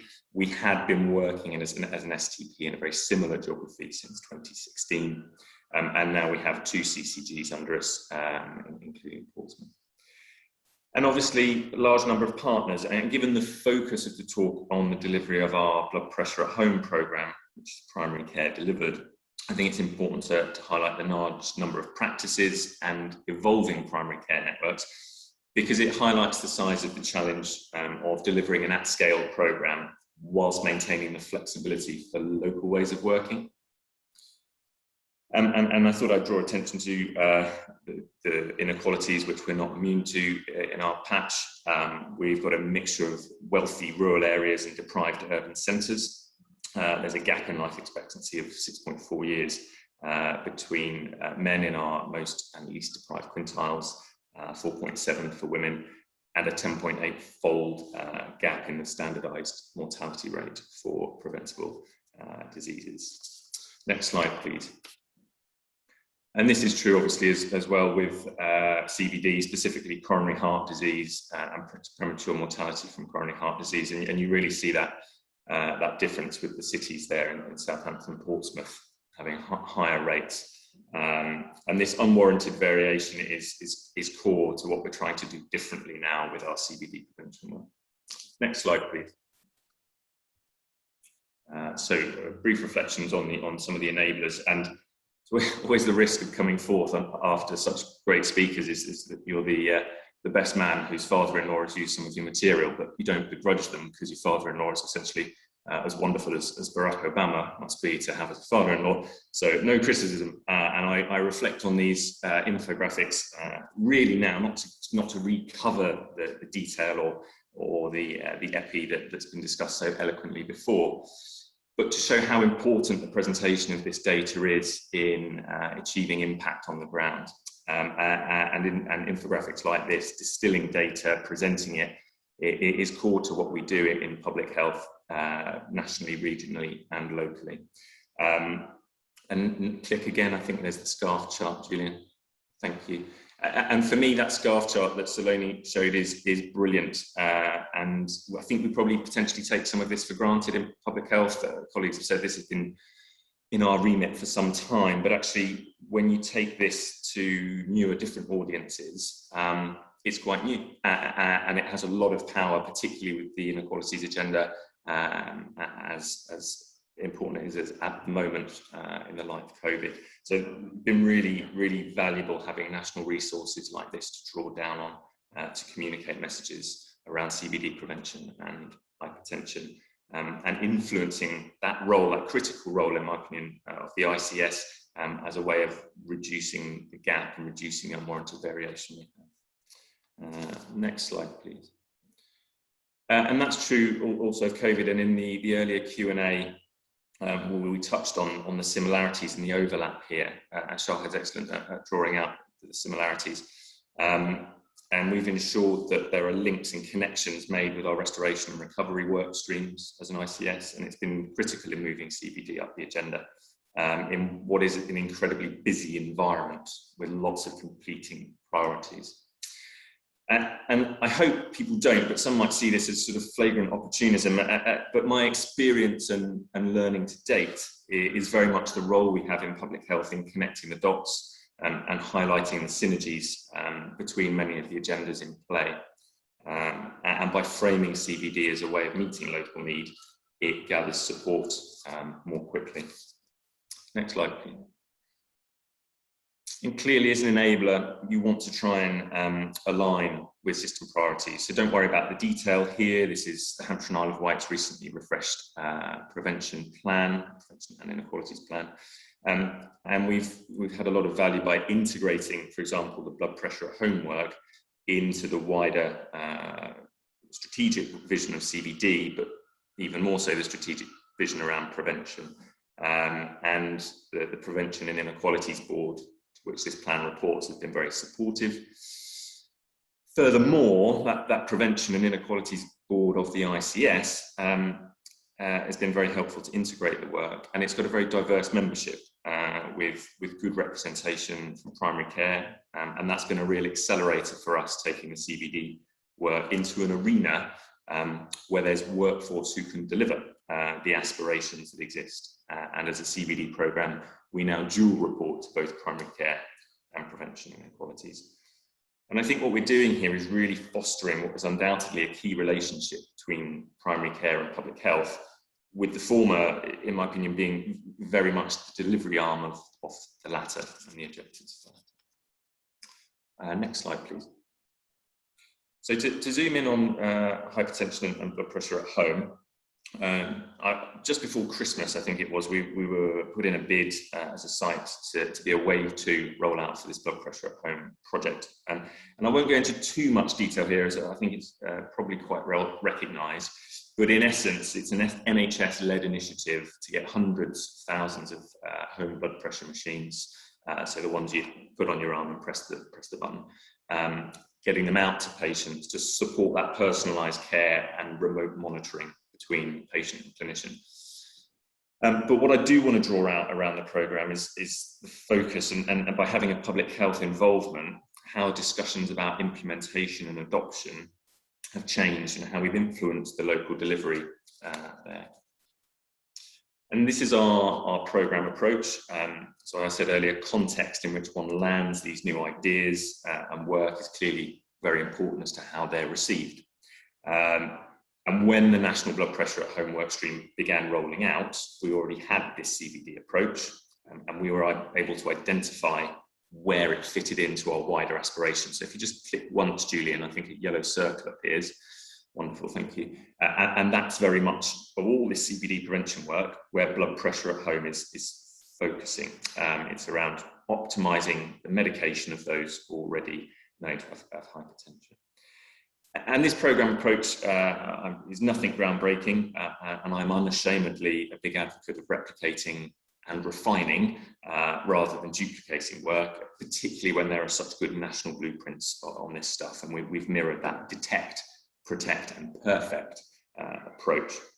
And Zaloni mentioned, as our regional office, other work that we've done. I'm not sure I'll even be able to show you with my cursor, but if you work up from the C for cholesterol, a couple of years back, under the great leadership of Robert Pears, one of the consultants at the time, we were doing some work on cholesterol optimization, statin prescribing, and that was following a focus from PHE Southeast. And at the time I thought, oh, wonderful, cholesterol patients love statins, don't they? This will be easy, and there's lots of data on cholesterol compared to AF and blood pressure. But actually it's been a wonderful challenge and great learning, because we've realized, one, primary care as a partner to the value of medicines optimization. And there we really took a lot of the nationally recognized work of Bradford Healthy Hearts, had a slightly better alliteration with Hampshire Healthy Hearts, but really tried to make it very much about being systematic and using shared decision making to improve detection and management around cholesterol. And then blood pressure at home came on, and we shifted our focus to blood pressure, partly because of blood pressure at home, partly because of the forthcoming primary care network DES specification around CBD, which will have a blood pressure focus. And we felt it was pragmatic and reasonable to shift. But at the same time, and I'll talk to it briefly later, if you notice the inequalities bar down the side on the right here, we've managed to sort of generate internal funding that does something in addition to the blood pressure at home work and works across all of those ABC risk factors. Next slide, please. Wonderful. So we've talked about unwarranted variation, and the bar on inequalities in our program approach is because front and center we want to try and reduce that variation. And here you have the HIP 003 QOF indicator by Integrated Care System, which records the percentage of patients aged 79 or under with hypertension who are not to target, so who aren't managed efficiently, effectively. And Hampshire and Isle of Wight, I'm quite glad I don't have control of the cursor here, but are towards the bottom of that table. And that's both frustrating and motivating, and is very much something we want to change as a system. And we're going to hold ourselves to account based on how far we move up this table. And if you just click once, I think there's another slide. That's it. Yeah.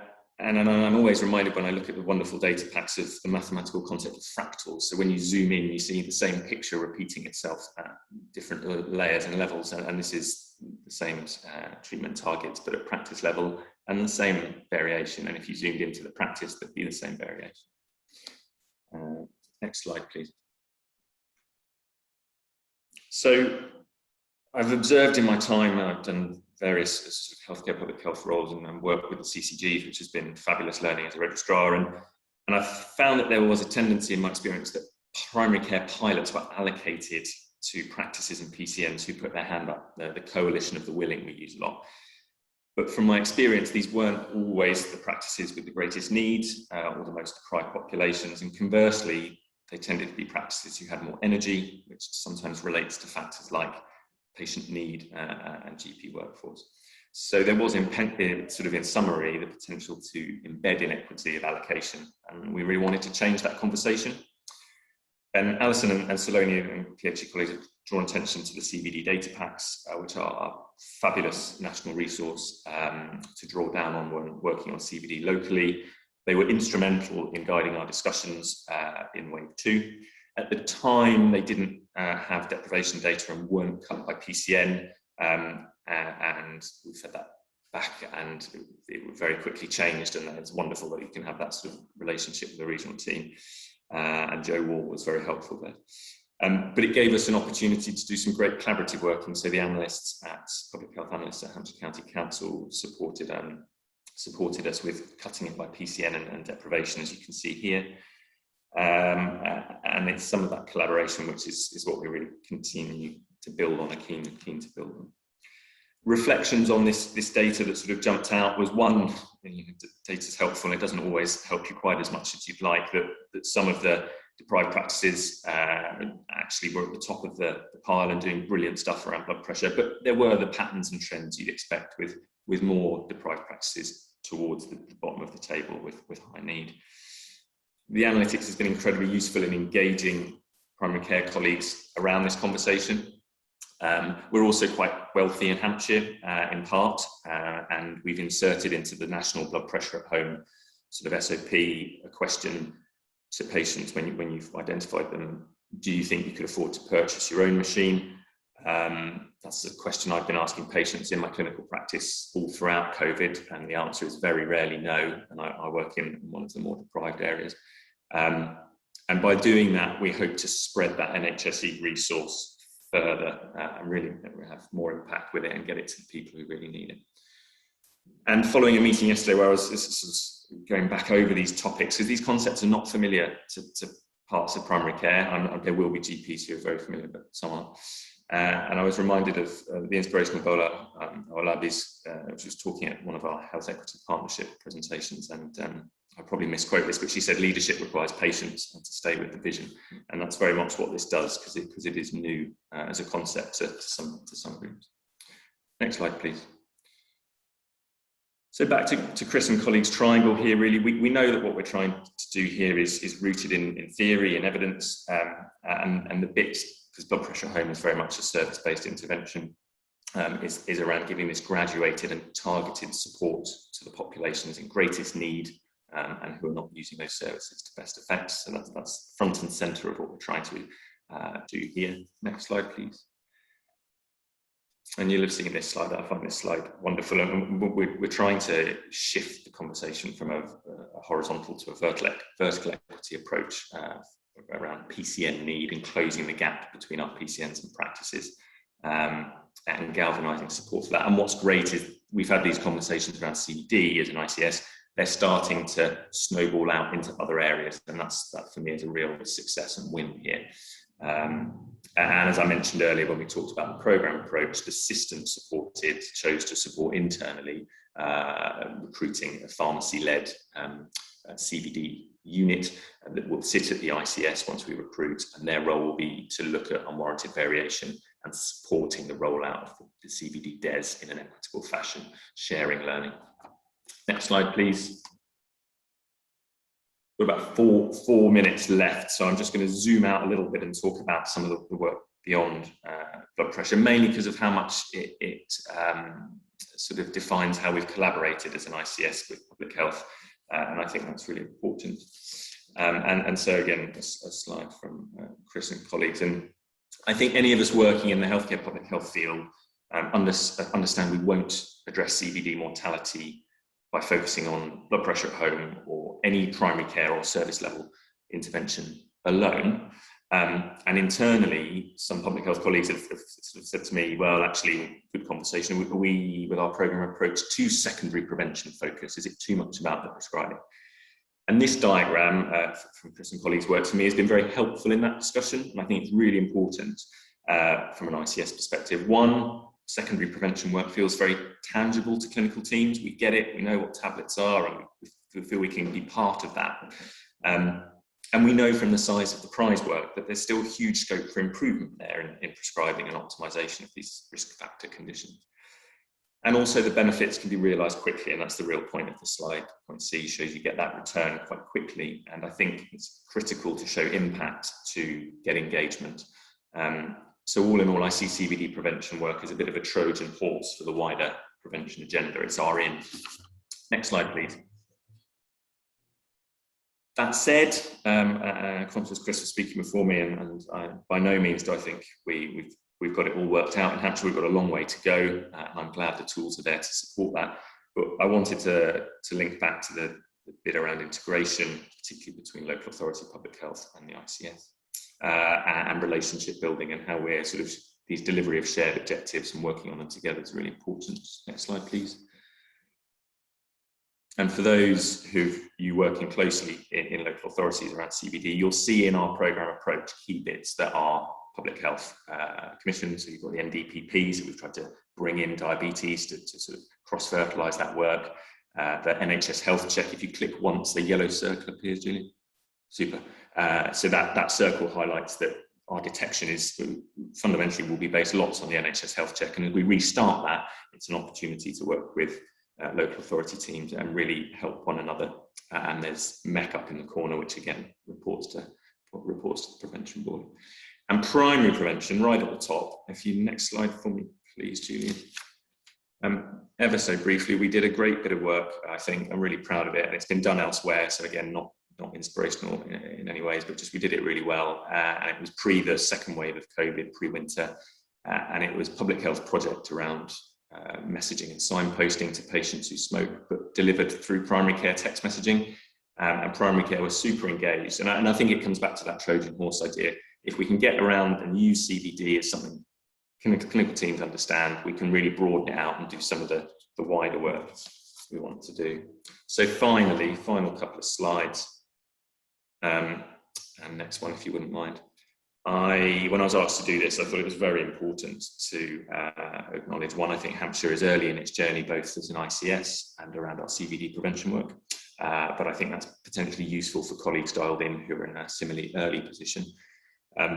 What a huge amount of time and respect for a couple of colleagues I've interacted with through Shahed's networks, Mel Roche, Cheshire and Merseyside, Sarah Smith in West Yorkshire and Harrogate.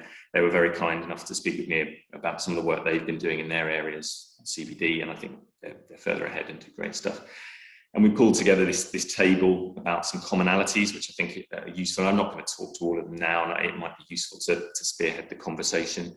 But there is money out there for prevention, and you just need to be proactive about trying to get it. At times it can feel reactive, particularly when you're trying to get a whole ICS behind you to make a decision. But having plans, having CVD prevention plans and boards to have that strategic vision can help make it feel joined up.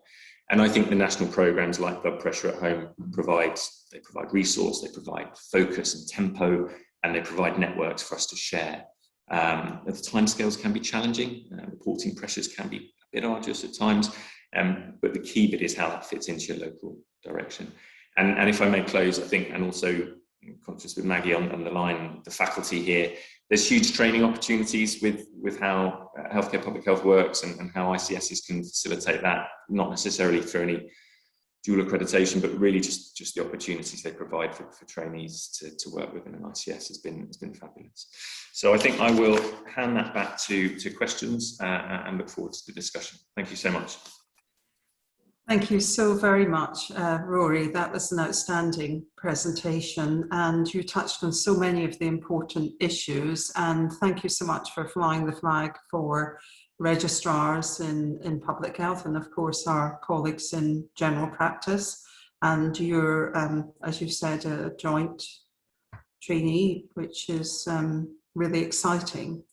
And I did want to mention that the opportunity working with Chris Packham in our healthcare public health, as a head of school myself in the Southwest, certainly all the Southwest registrars, we've almost brought a system in where it's, maybe mandatory isn't quite the right word, but we expect every registrar in public health to do a healthcare public health attachment experience.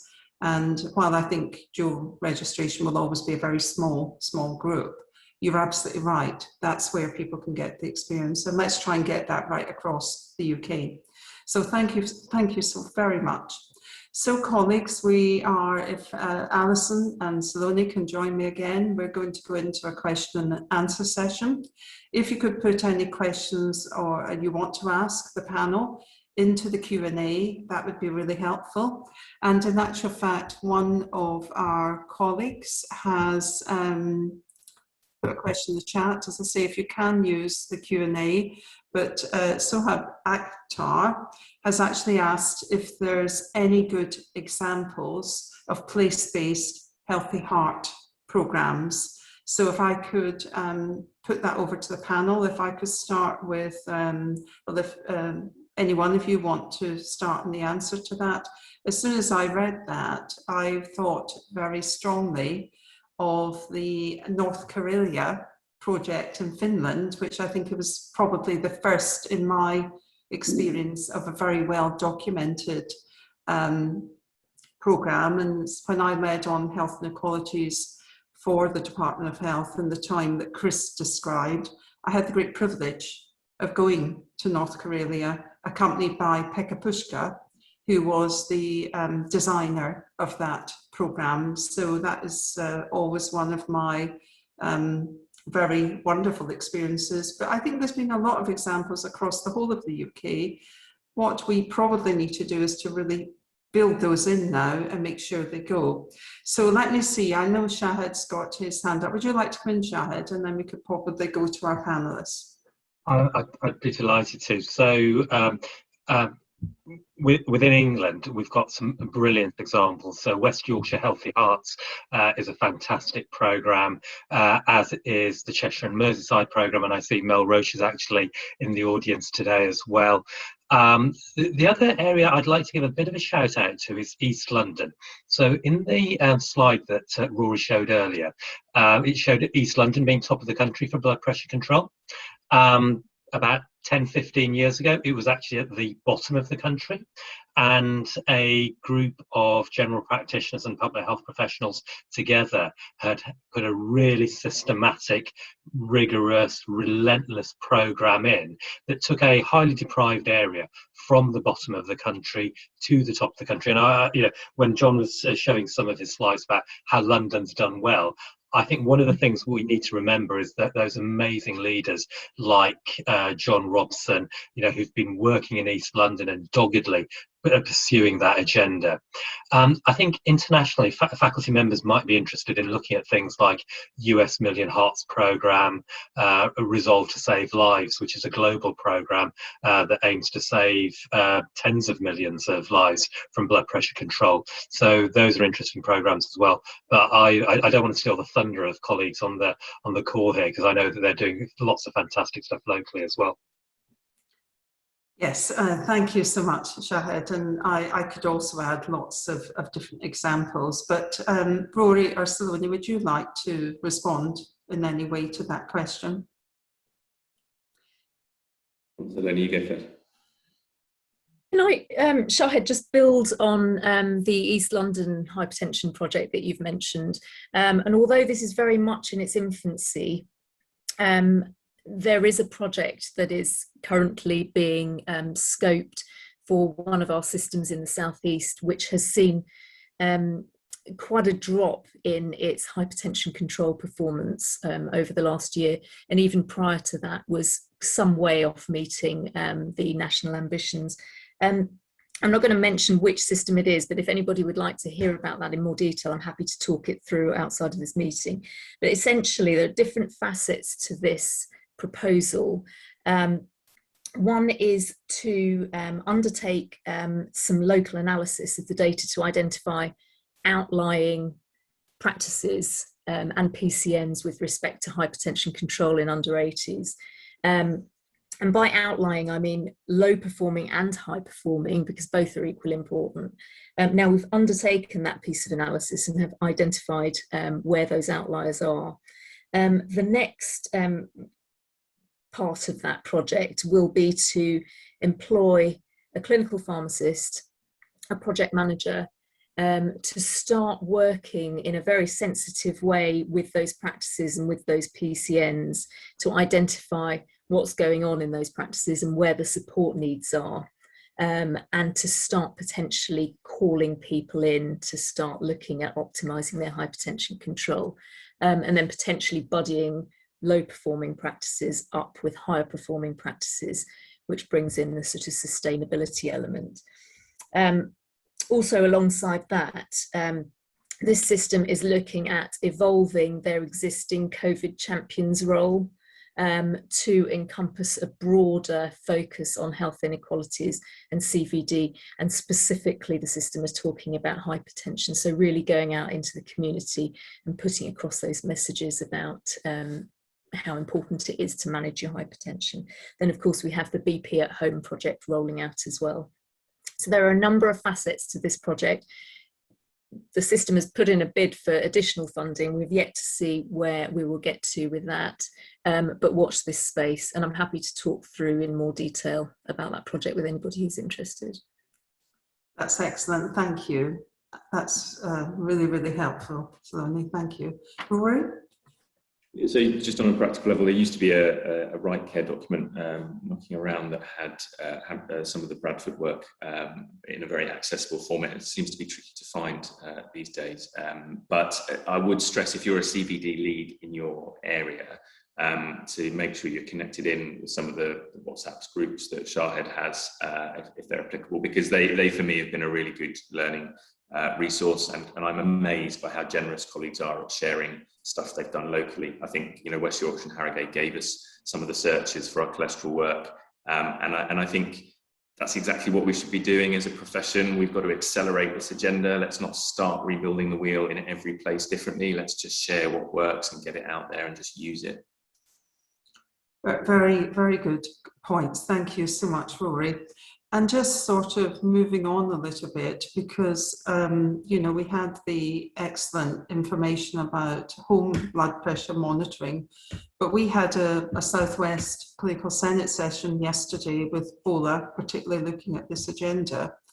And in the workshop bit, where we were looking specifically about improving hypertension, and I think you described it, well, you've both described it, Saloni and Rory, but I was thinking, Rory, when you mentioned, you know, often you work with the people that are the willing, but they're maybe not always the people, and I think it brings home to us in public health that often our well-meaning interventions can actually widen health inequalities.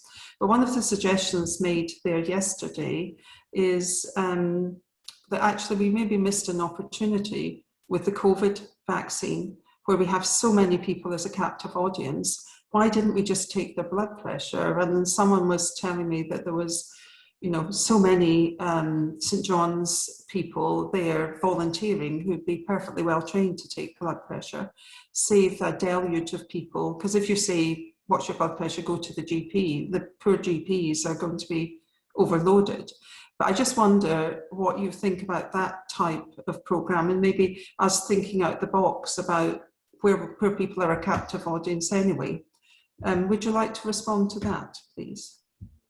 No, Shahed will want to come in here because he's done great stuff promoting the work. I think something very similar was done in Slough, wasn't it, Shahed, around health checks? You probably want to speak to that, but we've similarly, again, that's a great idea. Can we replicate it? So our bid for the recent prevention and HSE money was to do a pulse and a blood pressure check in our pop-up clinics that we'll hopefully roll out. I think we paused it slightly because we'd be aiming to go pre-winter, because we've reached a cohort where the prevalence of AF and hypertension is lower because people are younger, but certainly intend to go again. And what's just a reflection, what's really good to hear is we raised this at the prevention board, and a secondary an acute trust CEO who co-chairs the board said, well, if we don't get the prevention money, isn't this just a good thing we should be doing anyway? And I think that shows some of the direction of travel that people are getting this now, whether that's primary care, public health, or even secondary care. So. Very good point. And for anyone that does attend our hospitals in England and the rest of the UK, we do have a queuing system that sometimes you don't see in other hospitals overseas. So why not use it while you have captive audience?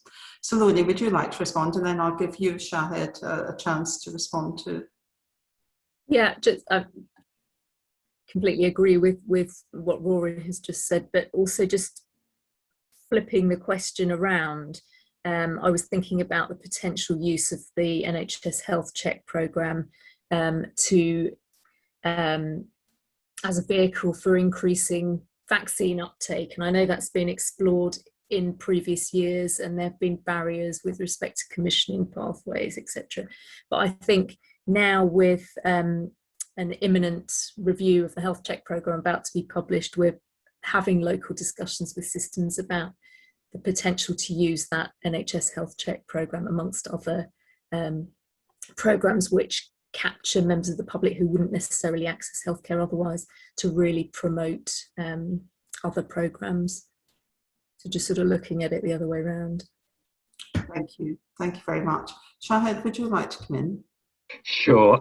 So in terms of the question around can vaccination centres be used as an opportunity to measure blood pressure, I think we've already had vaccination centres that of their own will have stepped up and done that because they knew it was a local need. So Rory name-checked Slough, and I see that Mahmood has also put an entry in the chat about Slough. They've done great work.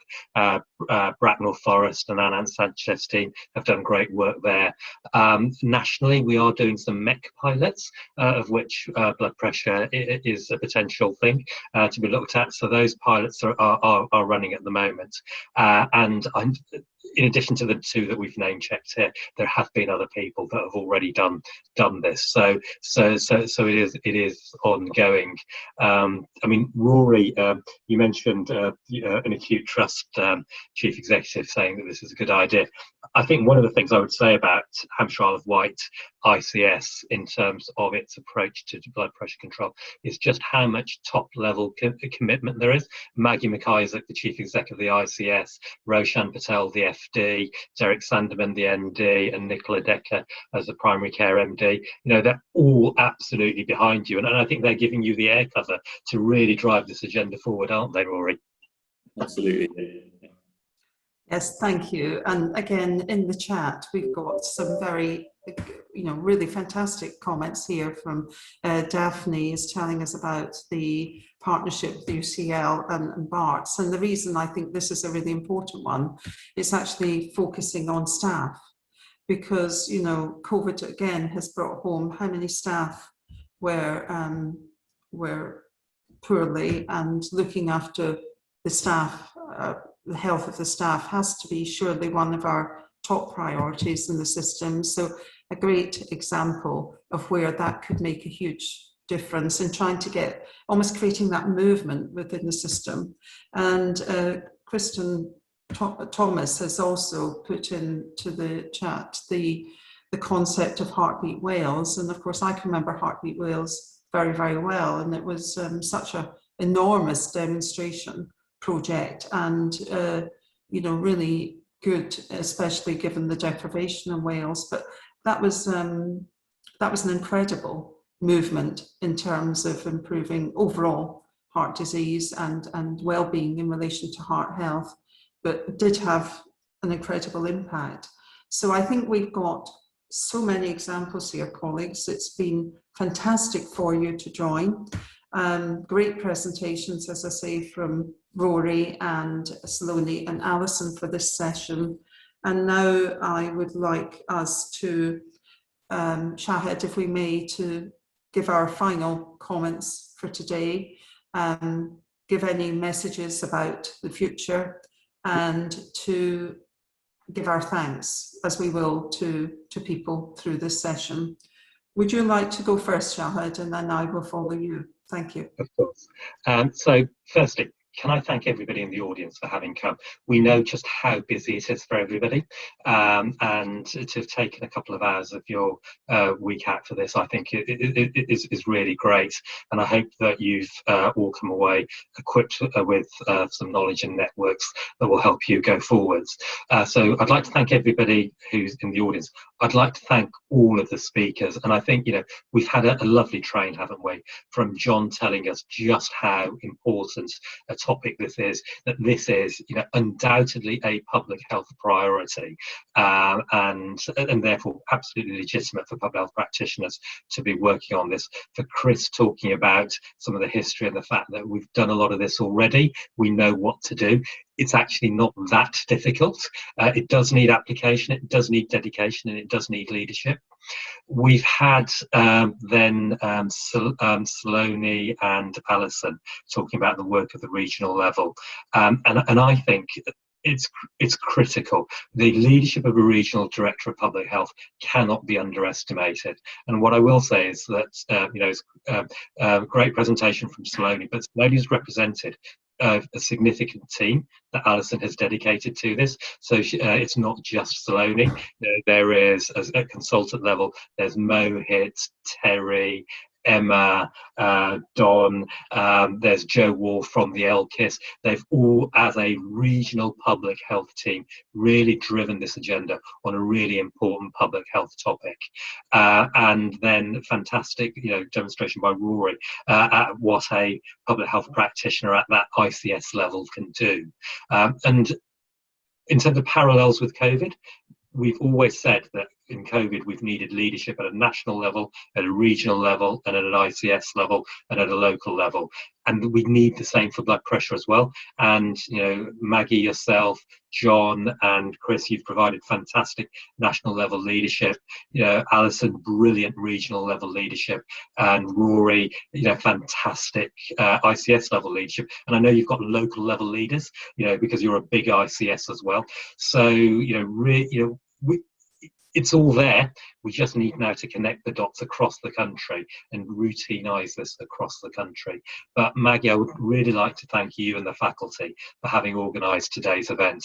I know these things are not easy to organise, particularly at such a busy time, particularly for the faculty. But thank you very much for having organised today. Well, thank you very much, Shahed. As you know, it's very much a team effort and we work together so well. So I've always made it clear from the beginning of taking on the presidency, I would do my bit, but I have no illusions that it's a team effort, and it is very much a team effort. So thank you. And I'd like to echo my thanks to all the presenters and to the audience for joining us today. There will be slides from this event, and we will be, as you know, we are recording this. So we will make the recording available, and if you want to share it with your colleagues, because as we've been talking about today, we need to create a movement on this and really make get the action to happen and make the difference. I'm so privileged to be here today because when I was very young at school in Scotland, I can remember distinctly people's parents dying. Even in primary school, and those would be people in their 30s and 40s dying of CVD, and you'll all know the history and the deprivation and the reasons for that in Scotland. So it was probably ingrained in me very early on that this was something that was very traumatic and we had to do something about. And then sort of carrying on the journey and having the great privilege to lead on health inequalities and working with the Cabinet Office, the Treasury, the Prime Minister's Delivery Unit to design the strategy that Chris was referring to earlier, and then commissioning great people like Chris to come in and help with the national support team. But the message I wanted to send is, remember, we did make a huge difference. And I'm sure if we'd been able to continue on that path, we wouldn't be in the state we're in now. But one of my favourite phrases is, we are where we are. So there's no point in going back and debating. All we can do is take more action now. And I hope, like me, you feel inspired from today's session to be able to commit to that action. And many of these things are simple, they're complex in terms of the delivery, but I think we have great skills to be able to make this work. And probably, again, like the moments we had when we did narrow the gap in life expectancy, we have the government. More importantly, we have the public with us who want to see the changes in inequality that we have in our country. And Rory, it was great to be reminded what a fantastic job registrars can commit to this. And it made me recall that in my time in the Department of Health, I had 4 registrars working in the department: Julie Billett, Mary Elena Corcodolis, Aisha Ali, and Chris Lovett, people that you'll recognise from the public health community today. So wonderful to be able to give a shout out to our registrar group and recognise what an important role that they can play.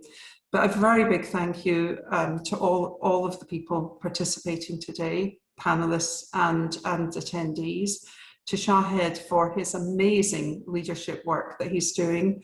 And we will continue to build this alliance, Shahed, and I'm sure there'll be future opportunities. And just a small thanks to the faculty staff, Julie and the team, for putting this together. We are a very small team at the faculty, but they do work very hard to support us. So thank you everyone for joining today, and we'll be in touch with the follow-up slides, etc. Lovely to see you all today. Thank you.